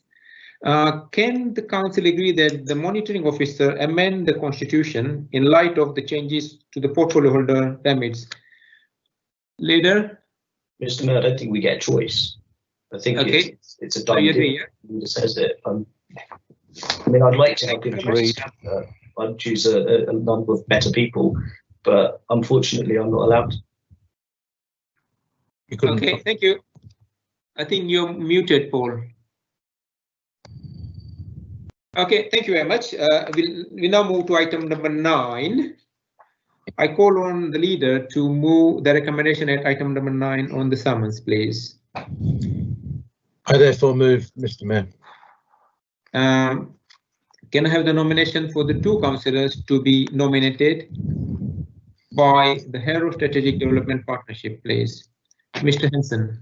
Mr. Mayor, I'd like to nominate councillors Keith Ferry and councillor AJ Maru. Okay. Yes, Paul. I'd just like to say that I think it's unfortunate that once again we're not having a cross-party consensus on this. I'll be proposing Councillor Marilyn Ashton for one of those spaces. I think this is a project that will go over multiple generations and multiple administrations, and to have 3 directors and not one of them represent the Conservative Party, I think shows the attitude that this administration's had to cross-party working on this all the way through. Whilst we've been briefed a lot, we haven't been listened to at all. So I formally propose Marilyn Ashton. Okay, can I have the second on the first proposal from the leader, please? We need a seconder, please. From the Labour group? I'm happy to second that. Is it Jeff, yeah? Okay. What about a seconder for the proposal for the poll of consent? Second, Mr. Mayor. Okay, thank you very much. Obviously, we need to have agreed the recommendation. Is the recommendation? Let's take Councillor Ferry's recommendation. Is the recommendation agreed by the Labour Group? Mr. Mayor, surely you should vote against the two names, and people have to vote for either Councillor Ashton or Councillor Ferry. I need to vote individually. I mean, we can make this very quick, Mr. Mayor. We vote for Marlene Ashton. I'm sure Graham is going to vote for Councillor Ferry. We lose, we can move on. It should be done that way, surely. Is that agreed by everybody?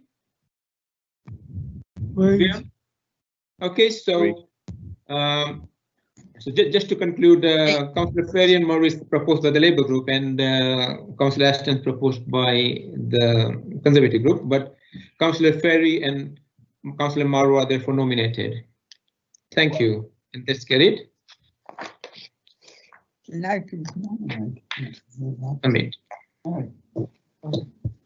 not going to. Okay, Mr. Ferry, do you have any announcement, please? Keith Ferry? Yes, I do, Mr. Mayor. Following that nomination to the Harrow Strategic Development Partnership, I would like to announce that I am stepping down as chair of the Planning Committee following the December meeting of that committee. Thank you. Thank you, Keith. Given Councillor Ferry's announcement, there is a vacancy for the position of the chair of Planning Committee. As Council appoints the chair of committees, please can I have nominations for the chair of Planning Committees? Councillor Henson, leader. Mr. Mayor, I'd like to nominate Councillor Sachin Shah. Is it seconded? I second it. I second it. Thank you. Yeah, Okay, I second Councillor Shah. Yeah. Thank you. Councillor Osborne, you want to recommend anybody? Nominate any? Okay, so Councillor Ferry, Councillor Sachin Shah is appointed as the Planning Committee chair. Okay, next item is item number 10, Borough Plan Update. I call upon leader to move the recommendations, please. Mr. Mayor, I move the recommendations on the report. Is it seconded by? Is it Antonio? I'd like to second that, Mr. Mayor. Keith Ferry. Keith, okay, thank you, Keith. Is the recommendation agreed by the Labour Group? Yes, Mr. Mayor. Agreed. By Conservative Group? No, Mr. Mayor. Does any member wish to vote differently to the group, please? No, thank you, and that is carried. Item number 11, appointment of active scheme members, representative of the pension board. I call upon Councillor Ferry to move the recommendation on at item number 11, please. Mr. Mayor, I think it's the pension board that should be making this recommendation. I'm the chairman of the pension committee, and as the pension board oversees the work of the pensions committee, it should be somebody other than me. So who's going to move the recommendation, leader? I'll move the recommendation, Mr. Mayor. Thank you. Is there seconded? Seconded, please. I'll second it, Mr. Mayor. Thank you, Jeff. Is the recommendation agreed by the Labour Group? Graham and Keith? Agreed. Great.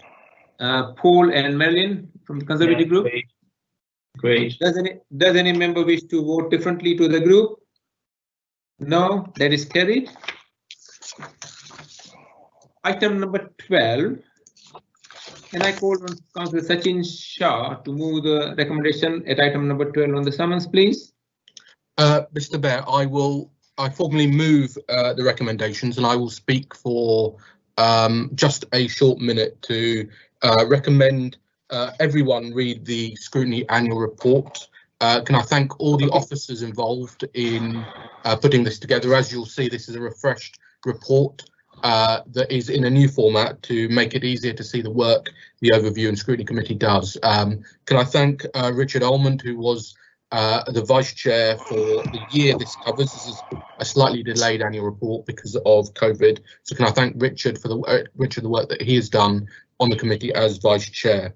Can I also thank all the Cabinet members and the committee members that have spoken, come to the committee and provided evidence on the areas we're looking at. The Overview and Scrutiny Committee is a statutory body that has a really important function in both scrutinising the work of the executive, to hold the executive to account, and to give an overview of everything the council does. So can I thank everyone's involvement? Can I thank councillors' involvement? And can I recommend that everyone do get a chance to read this report?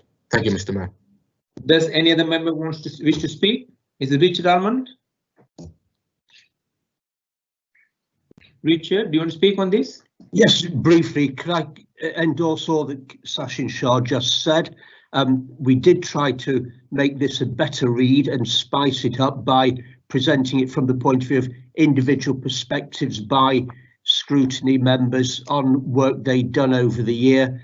It is a big improvement in my view on what's gone before, and I also like to thank all the officers who worked on it, and also all the scrutiny members who've contributed individual pieces to it. And I'm sure the scrutiny members this year will welcome suggestions for further improvement next year, because obviously nothing ever is beyond improvement. Thank you, Richard. Is the scrutiny annual report endorsed by the Labour Group, please? Graham and Keith? Yes, Mr. Mayor. Paul and Marilyn? Yes, Mr. Mayor. Does any member wish to vote differently to the group? No, thank you, that is carried. Item number 13, referred scrutiny work programme. Can I call upon Councillor Sachin Shah to move the recommendation in item number 13, please, Sachin? I move formally, Mr. Mayor. Thank you, Sachin. Does any member wish to speak? Can't see any hands. Thank you. Is the scrutiny work programme endorsed by the Labour Group? Graham? Yes, Mr. Mayor.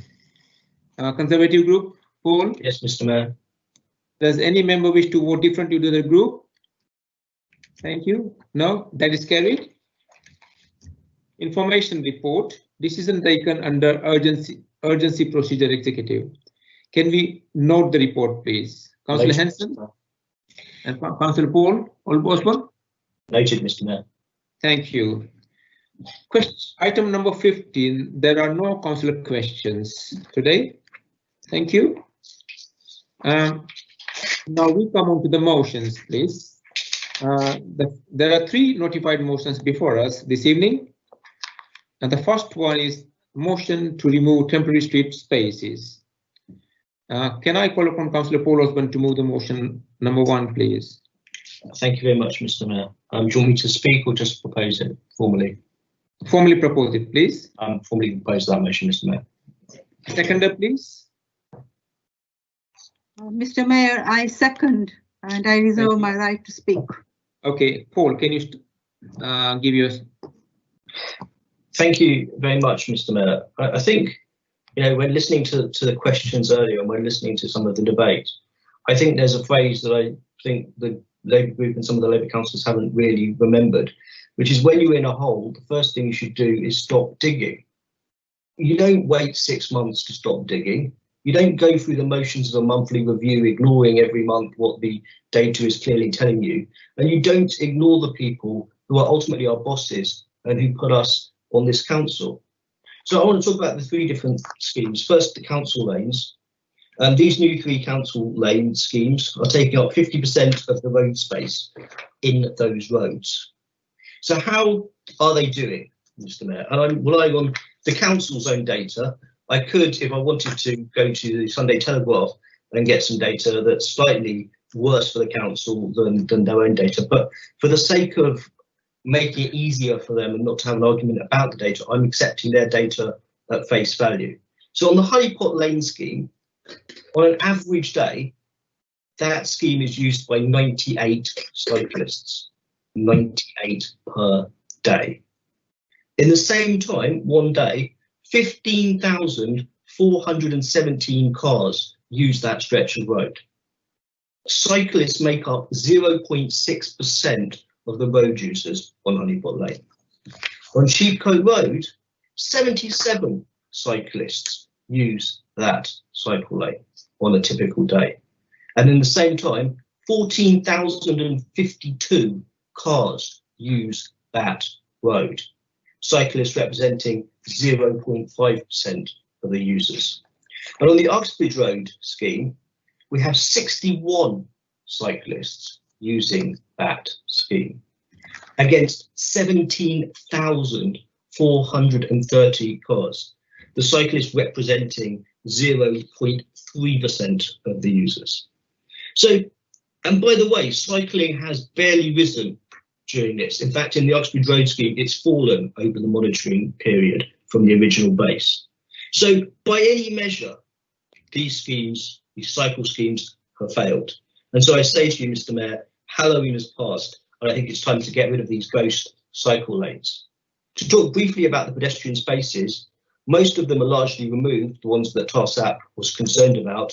There's just one exception, and my colleague will talk about that. So we come to the low traffic neighbourhoods. And I think it's abundantly clear, Mr. Mayor, these haven't worked. They haven't been accepted by the residents. They aren't widely and without question accepted. They don't seem to be working. I think we need to go back to the drawing board. And there's been a substantial increase in traffic. And this is not just anecdotal, Mr. Mayor. Again, I will go to the council's own figures that Councillor Palmer is very keen not to share until next week with the members of public. And what that says is on Headstone Drive, the council's measured length of queues has gone up by 108%, more than doubled the size of the queues. In other places, you see a 50%, a 60%, a 40%, or in some cases a 30%. Everywhere, traffic has got substantially worse. On top of that, you have the problems with the emergency service getting action, and day in, day out, we see videos of these things, and I know my colleague will talk about that.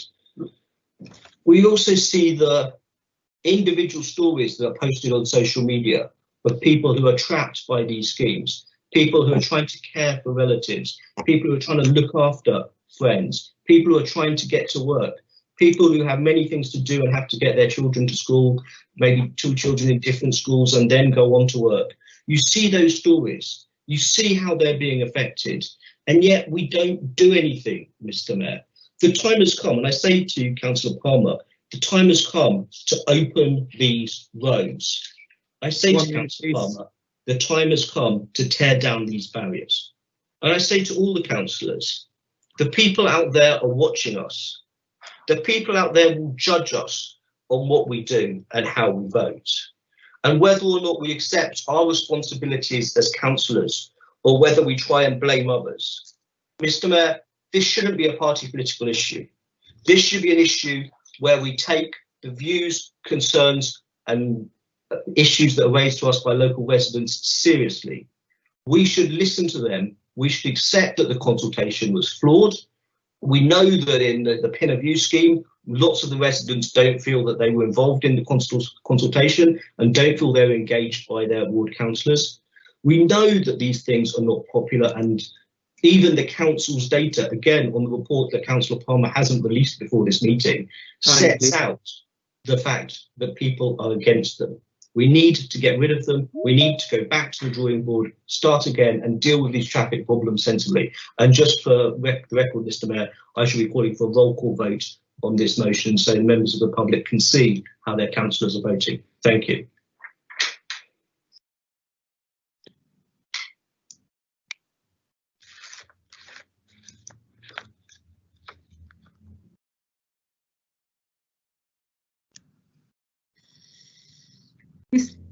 Mr. Mayor, can I speak now? Because we can't hear you, you're muted. You're muted, so I couldn't hear you. Yes, Anjana, please. Thank you, Mr. Mayor. Thank you, Mr. Mayor. I would like to second this motion, and I echo everything what our leader, Councillor Osborne, have said. We have also heard the petition, and we've heard all those questions and answers. And the petitions was actually signed by thousands of people saying that the roadblocks are not working. Residents of Harrow are feeling trapped by these roadblocks. When council has spent tens and thousands of pounds on wooden planters to block the roads, we did not have to waste TfL money on this scheme, which is paid by hard-earned taxpayers' money. Money was offered to improve livelihood of residents in these difficult times, not to make their life misery. I'm surprised that emergency services have not raised any issues with the council, while the reality is different on the ground when police cars, fire brigades and ambulances have to turn around at the roadblocks on a daily basis. We have all seen videos after videos after videos. Any extra time on these journeys can actually cost people's lives. While we are all encouraged to cycle and walk during this pandemic and improve our lives, one should always remember the demography of this borough, and I am sure that the portfolio holder and leader is aware of it, that not everybody will be able to walk and cycle.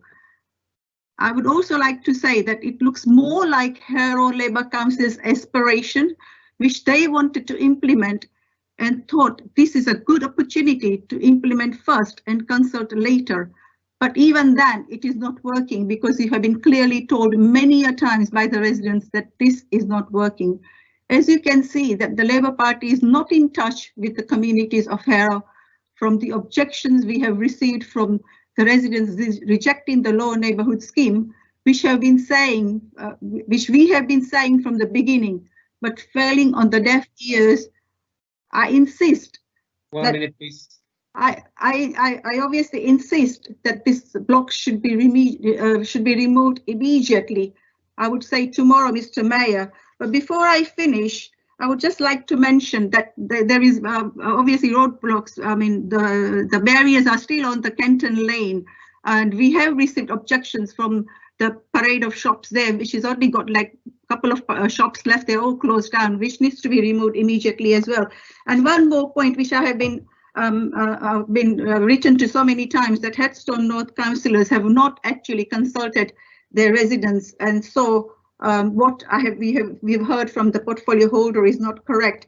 And just now, a concern was raised about not following the Localization Act 2011 and its 10 principles. I would just like portfolio holder to look into this and write to us and the residents that they are not broken. Thank you very much, Mr. Mayor. I hope that you will take our concerns up and the residents and insist on taking these barriers down tomorrow. Thank you. Thank you, Antina. Councillor Adams-Oski, please. Mr. Mayor, I'll cede my time given that there's a lot of councillors who wish to speak tonight. Okay. So you don't want to speak, yeah? Okay. Marilyn Ashton, please. Yes, thank you, Mr. Mayor.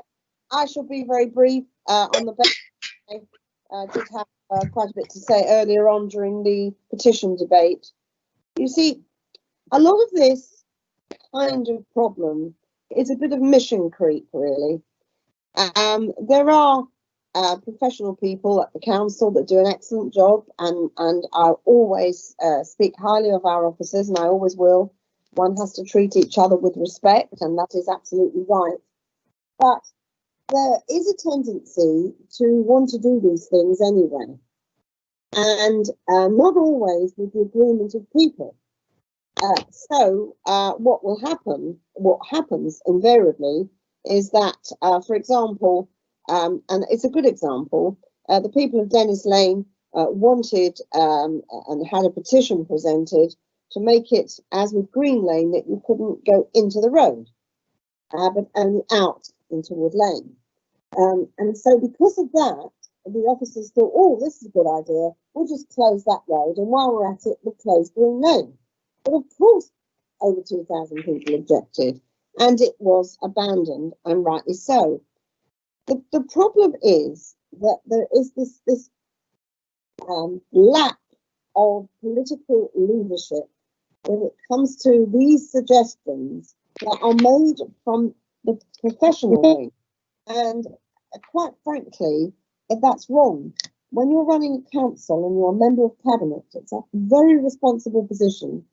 You can make more difference to people's lives than a member of parliament in very many ways, because it's so local and so immediate.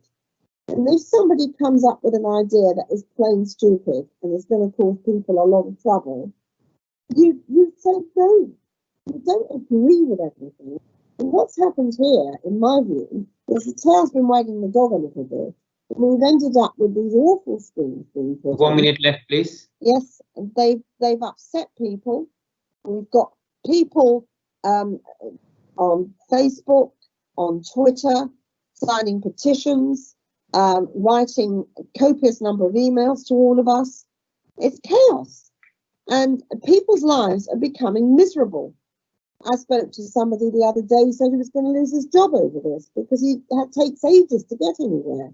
We've got to take these things away. And, you know, if the sensibilities of some of our rather more keen professional wing are slightly upset, that's too bad. Our job is to serve the people. Thank you. Thank you, Marilyn. Kiran Ramchandani, please. Kiran. Thank you, Mr. Mayor. And I'd just like to thank the residents who have joined us this evening to express your views on low traffic neighbourhoods.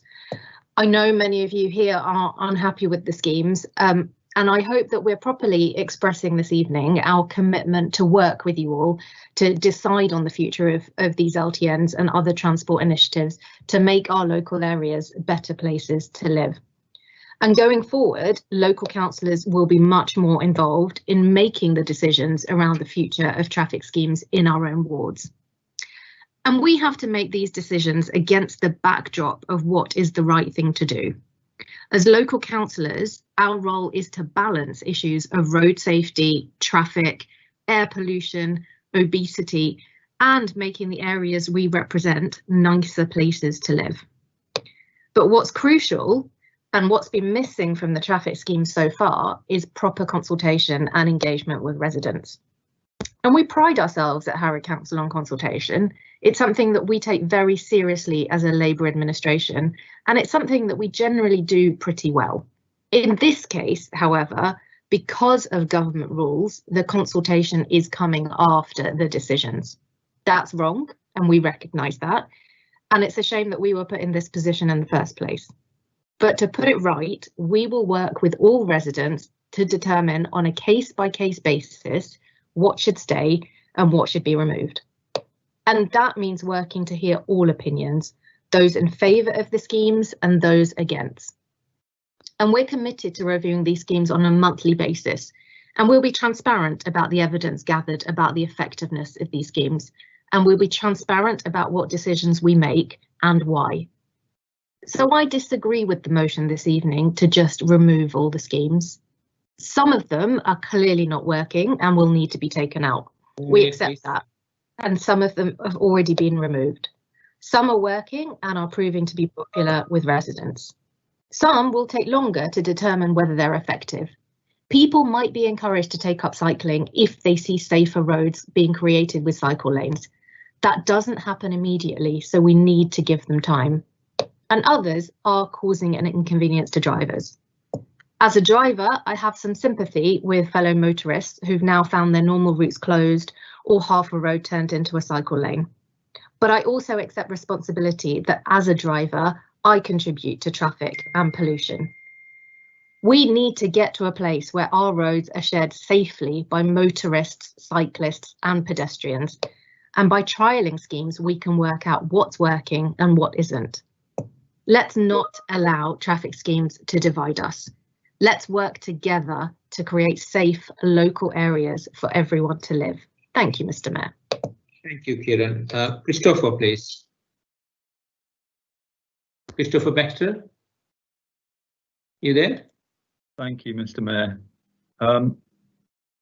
I would also like to thank the residents who have waited so patiently this evening to hear this debate, and I hope many of them who asked questions earlier on have been able to hang on to hear this. As a Headstone North councillor, I'd like to talk primarily about LTN06 and its impact on traffic levels on Manor Way and Priory Way, which are both in Headstone North, even though the centre of the scheme is in Headstone South. But I think the serious issues with the way low traffic neighbourhoods have been implemented are common really to schemes across the borough. We have all seen the videos sent in by residents showing the dangerous situations either directly caused or exacerbated by the closure of Southfield Park and traffic rerouting down Manor Way and Priory Way. I really think it would be helpful if the Labour group could admit publicly that they hoped to push these schemes through during the summer with no democratic involvement and scant regard for the wishes of residents in the roads surrounding the LTNs. As we all know, the special TARSAT meeting in August was arranged begrudgingly. Minimal time was allocated to the brief officer meetings with ward councillors. These were offered in a rushed manner over a period of just about a week, and if members couldn't attend, I think that was the only chance that they got. And objections and suggestions made in those meetings often fell on deaf ears, or they were politely heard, but then no change happened before the TARSAT meeting.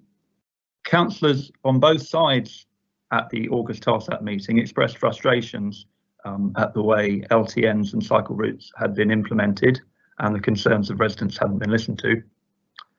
Some of these schemes are close to ward boundaries, such as the LTN 06, and can cause traffic issues over a much wider area.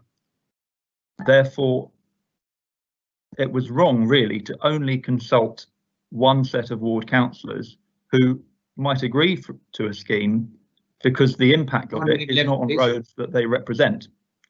I think the answers, as we've heard some tonight, the answers given by the proponents of LTNs, that given time these schemes will become more popular, or that the objectives are just a vocal minority, are not good enough. Residents are raising legitimate concerns over road safety, increased air pollution from queues of idling traffic, and inconvenience to people living on those roads. It's imperative that this motion is taken seriously, remove these schemes now, and where appropriate, go back to the drawing board. But most importantly, listen to residents, consult properly, and in future do not impose changes, but try and take people with you. Thank you, Mr. Mayor. Thank you, Christopher. Pritesh Patel, please. Pritesh? Yep, can you hear me, Mr. Mayor? That's right, yeah, carry on, Thank you, please. Mr. Mayor. Mr. Mayor, like many members of the council, I've received numerous correspondences from residents who are extremely unhappy with the decision by the council to introduce the LTN schemes across the borough. These schemes were not imposed by the government. They were entirely under the control of the Labour-controlled council in Harrow. As a Harrow Weald councillor, I'm particularly concerned by the introduction of the cycle scheme at Uxbridge Road, and which extends into Hatch End. I have at first hand experienced the detrimental impact that these changes are having on the locality. The stretch between the Brookshill and Bannisters roundabouts in Harrow Weald used to be free-flowing, congestion-free and relatively safe dual carriageway. Since the introduction of the cycle lane, which takes up an entire lane, we have seen a build-up of traffic with queues approaching the Bannisters roundabout right up to the roundabout at Brookshill. It is compounded by the fact that the three entry points at Bannister roundabout are all dual lanes converging into a single lane. This has significantly increased the risk of accidents between vehicles at this junction. Furthermore, it has made it extremely difficult and hazardous for vehicles exiting the side roads onto the main carriageway due to the high volume of traffic, which is now concentrated into a single lane. This also poses an added risk to pedestrians attempting to cross the road. Of course, as you all know, there are other LTN schemes introduced around the borough that have caused tremendous harm to the local environment. The schemes at Honeypot Lane, Southfield Park area as examples have generated significant concern and anger amongst local residents, a vast majority who wish them to be removed.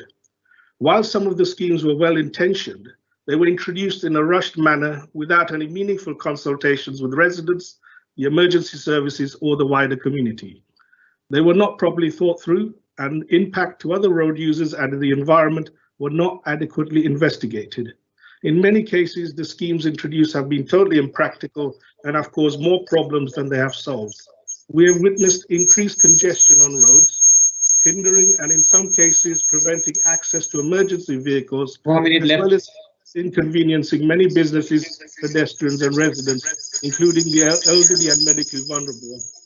Mr. Mayor, I'm in no doubt that these schemes have had little positive impact, and despite significant objections and calls for their removal for councillors and residents, this administration has repeatedly failed to listen to their views.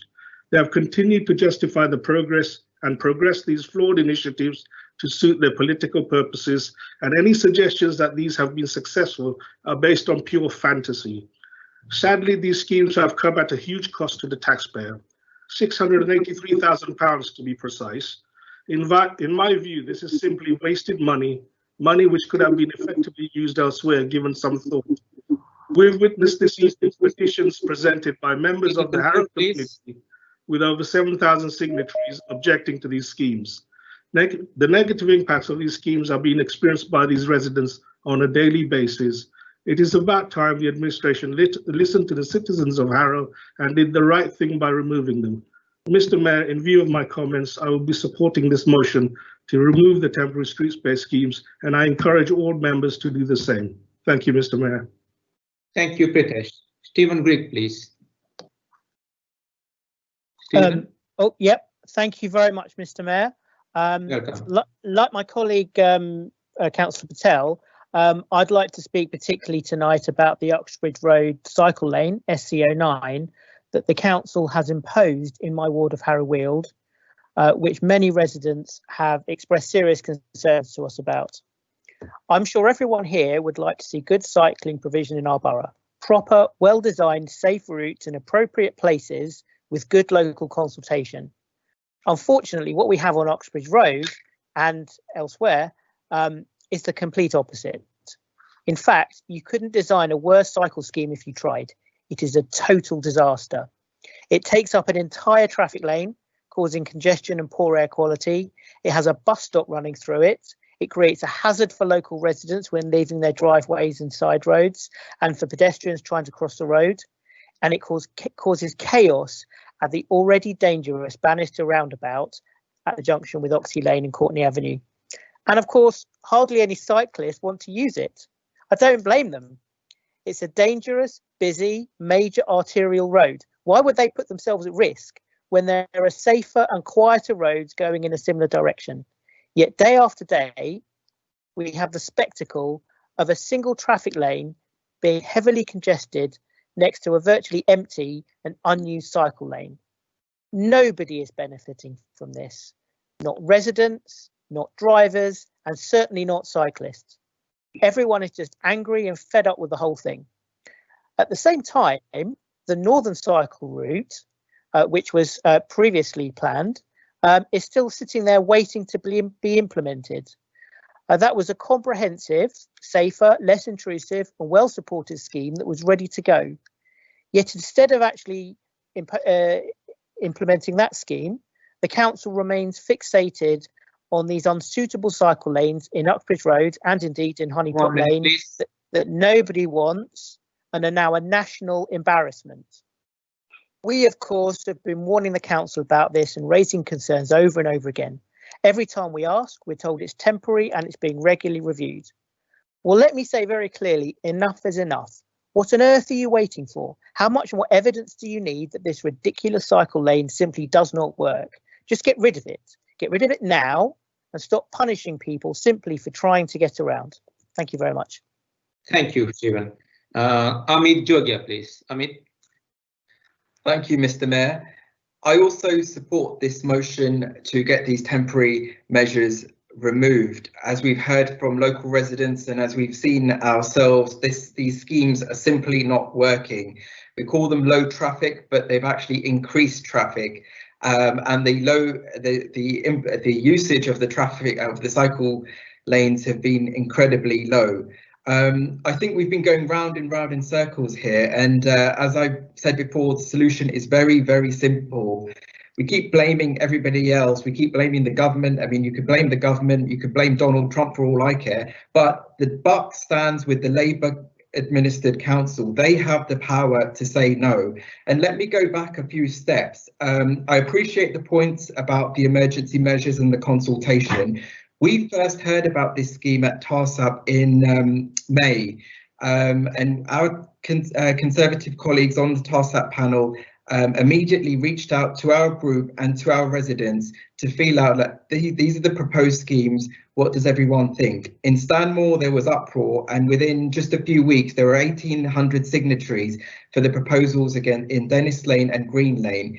Our group pushed hard for a special TARSAP meeting in August, which we managed to get together, and we put to the table that our residents do not want these schemes.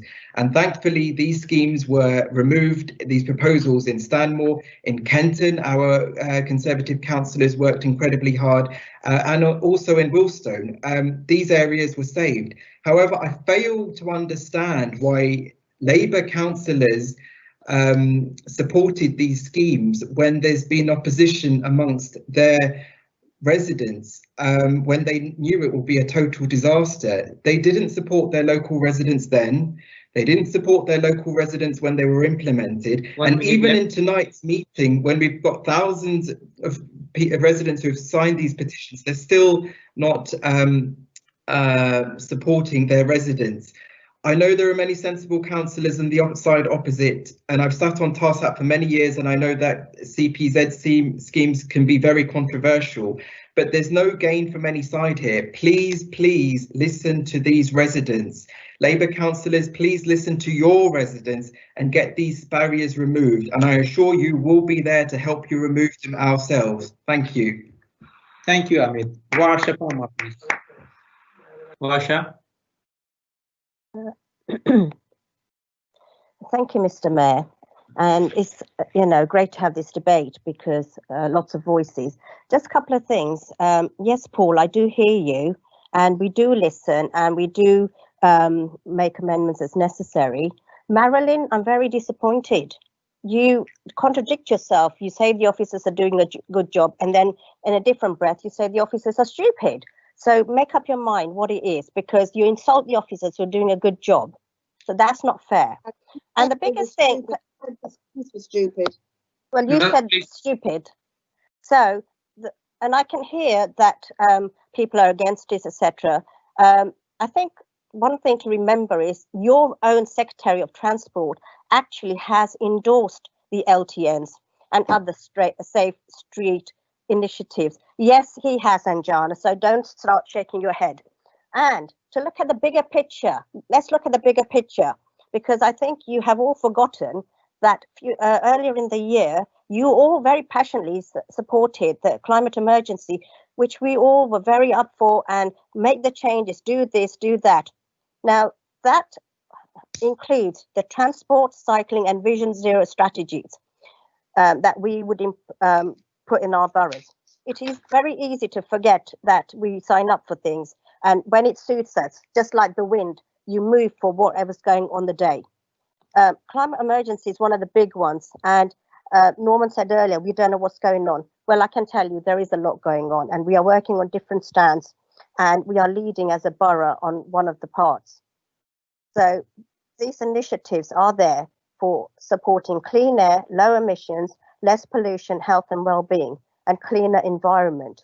Yes, LTNs are here to stay because your government has endorsed them, but, however, we will adopt them to Harrow. We will do the right thing. We will consult, and we will make them work for everyone, but still maintaining the integrity of the scheme that's meant to be.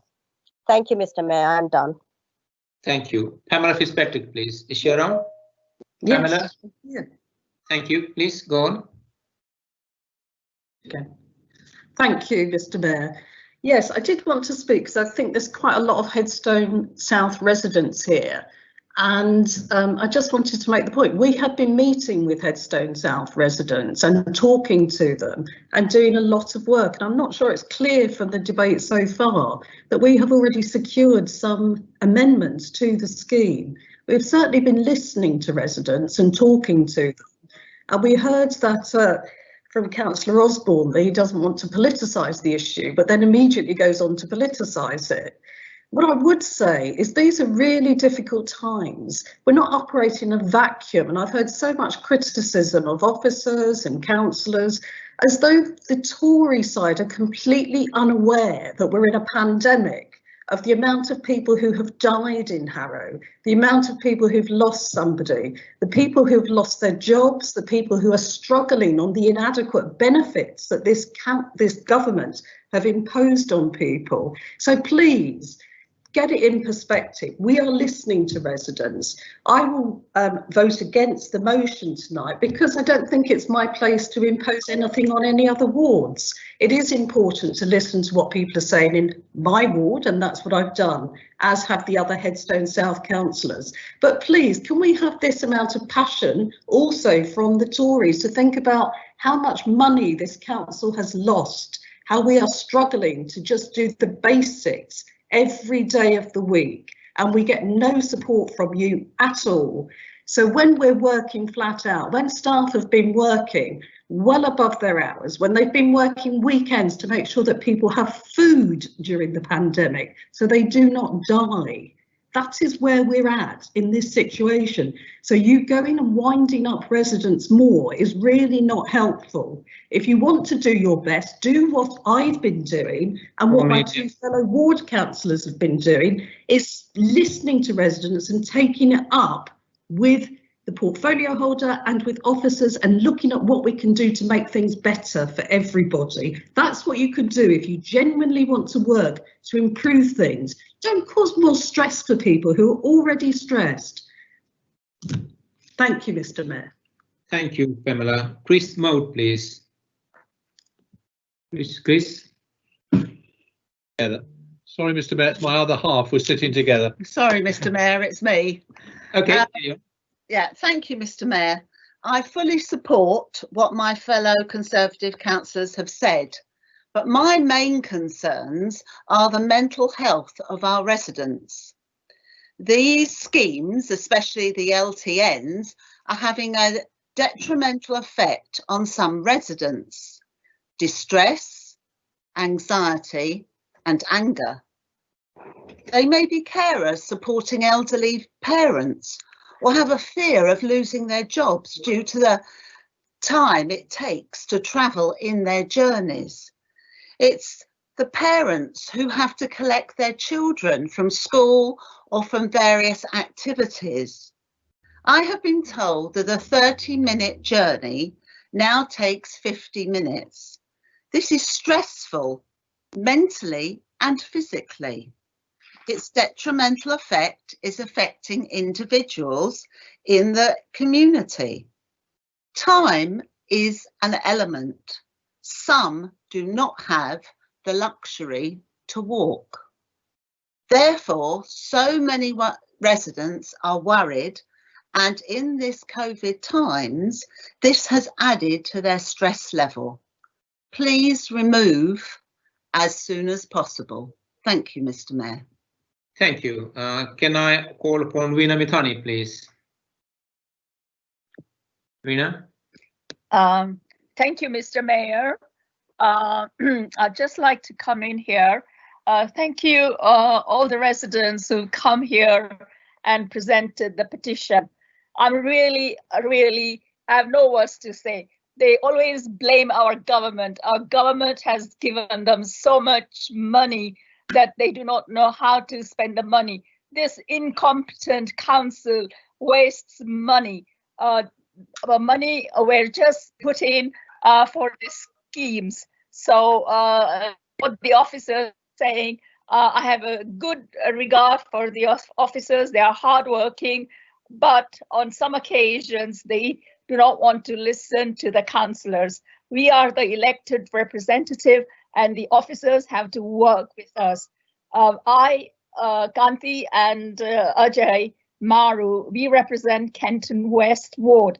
We were not even aware of this scheme, and we found out through the back door, and we immediately consulted our residents, traders, and local associations.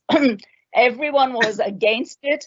Putting planters in Alicia Avenue would have really caused emergency vehicles to use other routes, so lives would have been in danger. And residents, not all of them can walk. People are frail, they cannot bring their heavy shopping back. So where is the equality impact assessment, Varsha, Councillor? And you've not even answered a single question what the petitioners asked you. You were just reading a script, and I'm just surprised that you do not even have answers which are relevant when the residents are asking. LTN is creating a lot of pollution, which is detrimental to health. So, okay, walking and cycling is good, but you are just blaming our government. Our minister also said that if it is detrimental to the motorists, please remove these schemes. So I support our motion and get these barriers out tomorrow and listen to the residents. You're saying you're listening? No, you're not listening. You are so rude to the residents and even not willing to hear what they are saying. So please listen to the residents, hear what they are saying, and do not create all this unnecessary pollution and traffic jam, because this is not good for health, well-being, and as my colleague councillor said, people are affected mentally. And Councillor Fitzpatrick always likes to blame Tories. Sorry, Labour government in your administration is wasting so much money, so think about it, okay? And stop blaming Tories all the time. Thank you. Councillor Graham-Hanson, please. Thank you, Mr. Mayor. I have got a point to make here. I've listened to this debate, and look, quite a few of the speakers tonight have come up with utter nonsense around saying they weren't informed about what's going on. The transportation team have notified councillors by email right from the beginning about this, and to come here and say you did not know is shameful. It really is, because they've provided all the information you needed, and to say you didn't know about it is wrong. I've looked through the emails and all people are included, spelling out what these schemes were, signposting to the street space schemes, and asking if people had comments on what they want to do. And when you see people come out and say how well the government's doing about something, then maybe really look at yourselves and see what's happening in this world. This government's been in place for 10 years, and look at the state of the place. And Councillor Pamela Fitzpatrick was quite right. You know, we've had a longer conversation about traffic schemes rather than the people who are dying of poverty in this borough. Go to the bridge on a Friday afternoon and see the people queuing up because they got no food.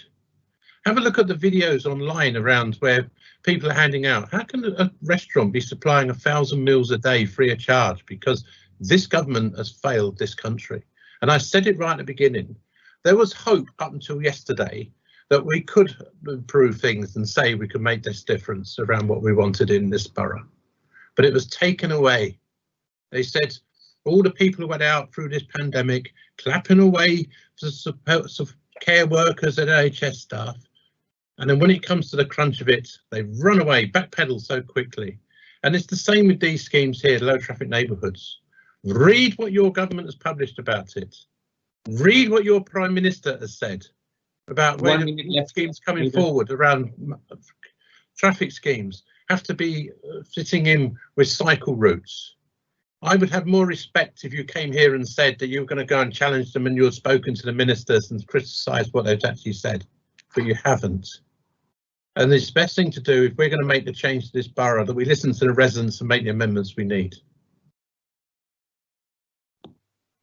Thank you. Thank you, Graham.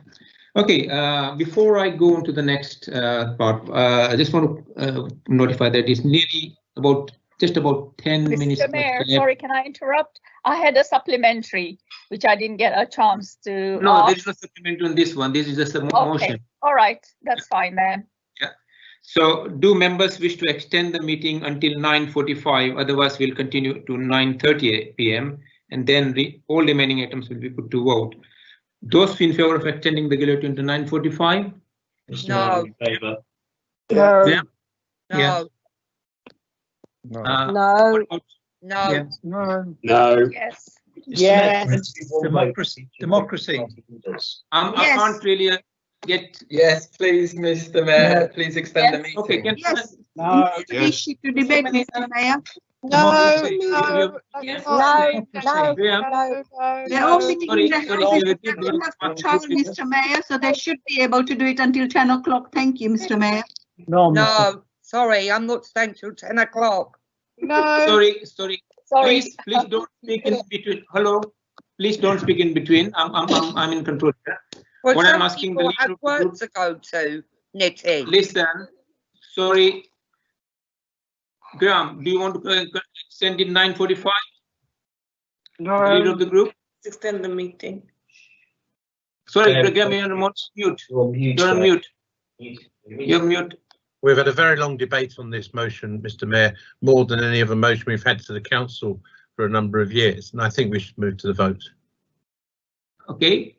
No, do you want to extend the guillotine to 9:45 to consider another items? Graham, extend the meeting. Graham, you're on mute. Leader. Graham, you're on mute. I can't hear you. Oh, see why Maxie doesn't want to continue. Someone's getting 5 o'clock to go to work. Graham. Yeah, I do so. Please don't interfere. Don't please. No, Yes, I think we should move to the vote, Mr. Mayor. Well, having a bit of trouble with the internet. Mr. Mayor, I vote to extend the guillotine. On behalf of Okay, I think can I take Graham as a group leader to so you represent Labour group? You don't want to extend it, yes? No. No. I think the leader's having problems. This is the deputy leader here, and I'm not in favour of extending the guillotine. Mr. Mayor, given that the meeting's decided not to extend the guillotine, can I do my summing up speech now, and then we can have a roll call vote? Yes, carry on. Yes, carry on. Yes. So we are not extending guillotine. We are going to conclude at 9:30. Paul, can you sum up, please? Thank you, Mr. Mayor. I think it's a real shame that we couldn't extend the meeting and listen more to the concerns and discuss the concerns of residents. I noticed that not only are we ignoring residents in the consultation, we're also ignoring them in the chat. And residents are repeatedly asking what are these changes to the scheme, because as ever with this council, they're being announced without telling the residents what they're going to do. They have no clue what's being proposed by the administration and will no doubt get it foisted upon them again. But we have to be clear on this. Schemes aren't working. We've had question after question. How are you measuring these schemes? And all we get is we're measuring them monthly. Not what we're measuring, not what the measures are saying. We're engaging with stakeholders, not what the stakeholders are saying. It's hard to see, I know, but on this thing, you see all those red bars. Those are the negative comments that are coming on the council's own report from residents on all 4 low traffic neighbourhoods. There's a tiny fraction of positive supports, an overwhelming number of negative supports. In the Pinnerview area alone, over 400 very negative comments, and only by the looks of things about 60, there's no actual figures, it's just a bar chart, but about 60 very positive. The fact is, these schemes have failed. The fact is, the people of Harrow have spoken to us and said they failed. Now, the administration can take note and listen and maybe save themselves, which I would recommend, or they can dig their head in the sand and pretend this is not happening. And maybe after 6 months and after people have suffered and after ambulances have been delayed and after police have been prevented from chasing criminals, maybe then they'll back down. But by then it might be too late. Mr. Mayor, even these proposed changes won't be put in place this year. There is no way that they'll be put in place before the end of the year. If we take the schemes out, we can do it tomorrow. It's time to accept when something isn't working. It's time to listen. And now, Mr. Mayor, it's time for a roll call vote. I call a roll call vote on behalf of at least 10 of my members. Thank you, Paul, for confirming. You've got 10 members supporting the request. Can I now ask Hugh to carry on? Roll call, please, Hugh.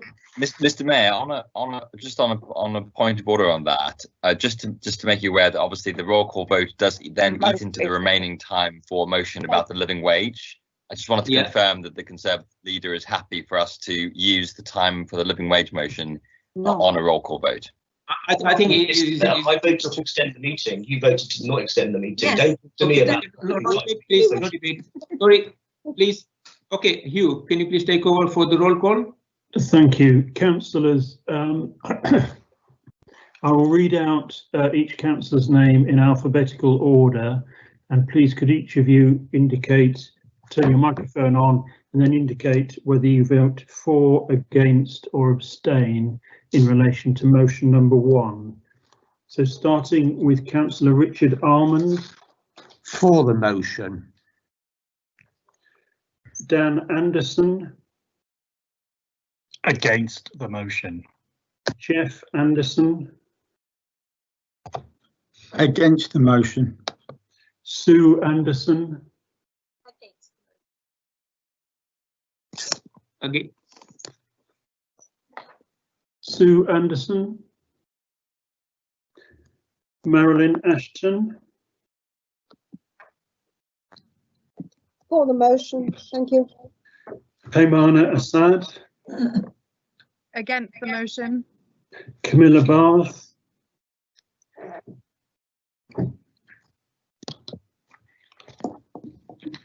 Can I request everybody to unmute straight away so that doesn't waste time? My face Chris Baxter. Chris Baxter, please. For the motion. Thank you. Philip Benjamin. For the motion. Thank you. Michael Borio. Against the motion, Mr. Mayor. Simon Brown.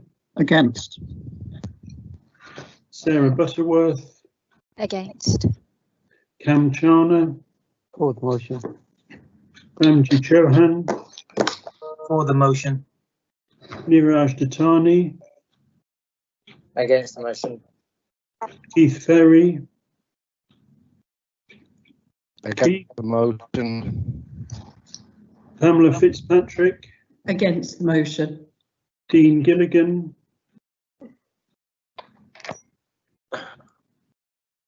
Dean. Against the motion. Thank you. Stephen Greek. For the motion.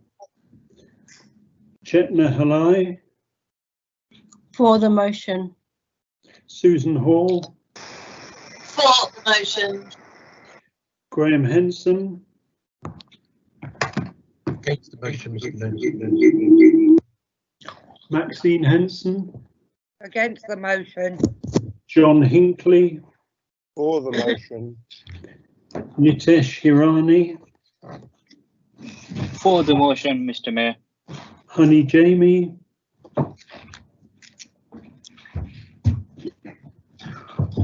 Honey. Amit Jobir. For the motion, Mr. Mayor. Jean Lammerman. For the motion, Mr. Mayor. James Lee. Against the motion. Leslie Lewinson.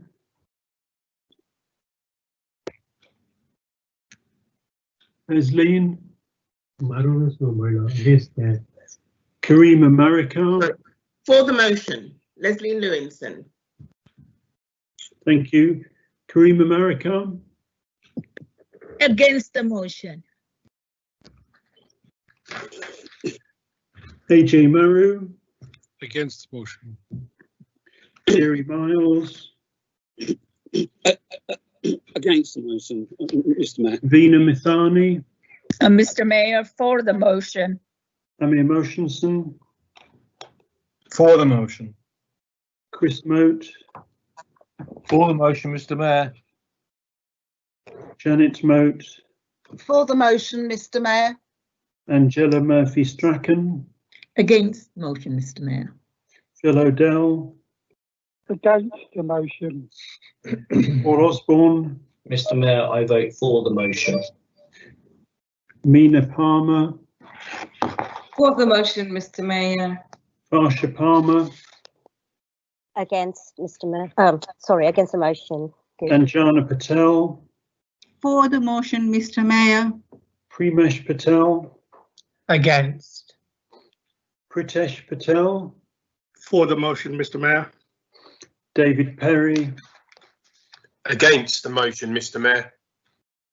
Natasha Proctor, Against the motion, Mr Mayor. Kantilal Rabadia, For the motion, Mr Mayor. Kiran Ramchandani, Against, Mr Mayor. No. Christine Robson, Against the motion, Mr Mayor. Linda Seymour, For the motion, Mr Mayor. Rekha Shah, Against the motion. Sachin Shah, Against the motion. Chloe Smith, Against the motion. Norman Stevenson, For the motion, Mr Mayor. Krishna Suresh, Against the motion, Mr Mayor. Sasi Suresh, Against the motion, Mr Mayor. Adam Swirsky, Against the motion, Mr Mayor. Bharat Thacker, For the motion, Mr Mayor. Antonio Weiss, Against the motion, Mr Mayor. Stephen Wright, Stephen, Deputy Mayor, Councillor Ali, Against the motion. Mr Mayor. Mr Mayor, do you wish to vote? Abstain, please. Okay. Hugh, I'm told Honey Jamie has called in because her mic is not working to vote against. Thank you. So can I just check? Can I ask Councillor Bath here? Did you get me because I couldn't unmute? No. Camilla, which way did you want to vote?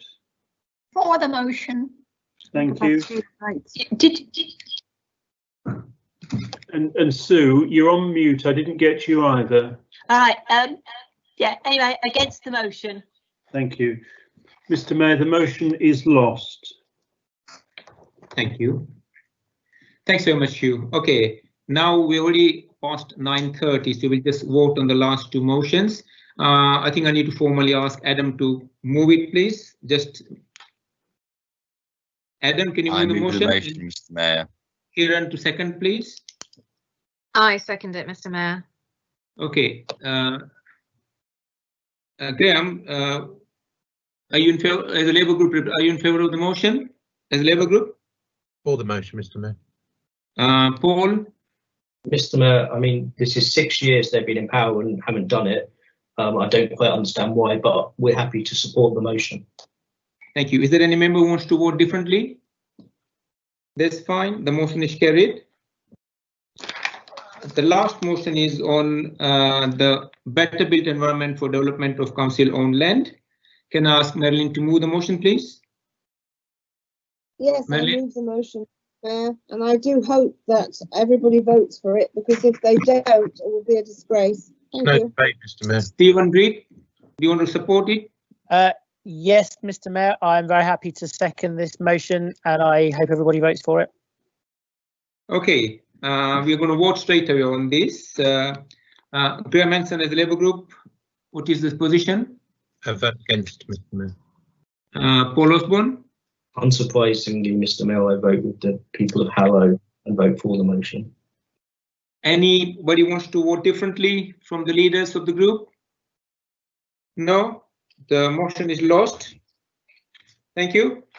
Before I close the meeting, I would like to wish you all Merry Christmas and Happy New Year. Although it may not be normal Christmas, but let us do our best to celebrate within the government guidelines and take care, please. I also thank our democratic services and IT team for a successful meeting tonight. They worked very hard. Thank you very much, both of you. And now I close the meeting. Thank you very much. Thanks for supporting. Thank you, Mr Mayor. Happy Christmas and Happy New Year. Happy Christmas. Thank you all. Happy Thanksgiving. Everybody.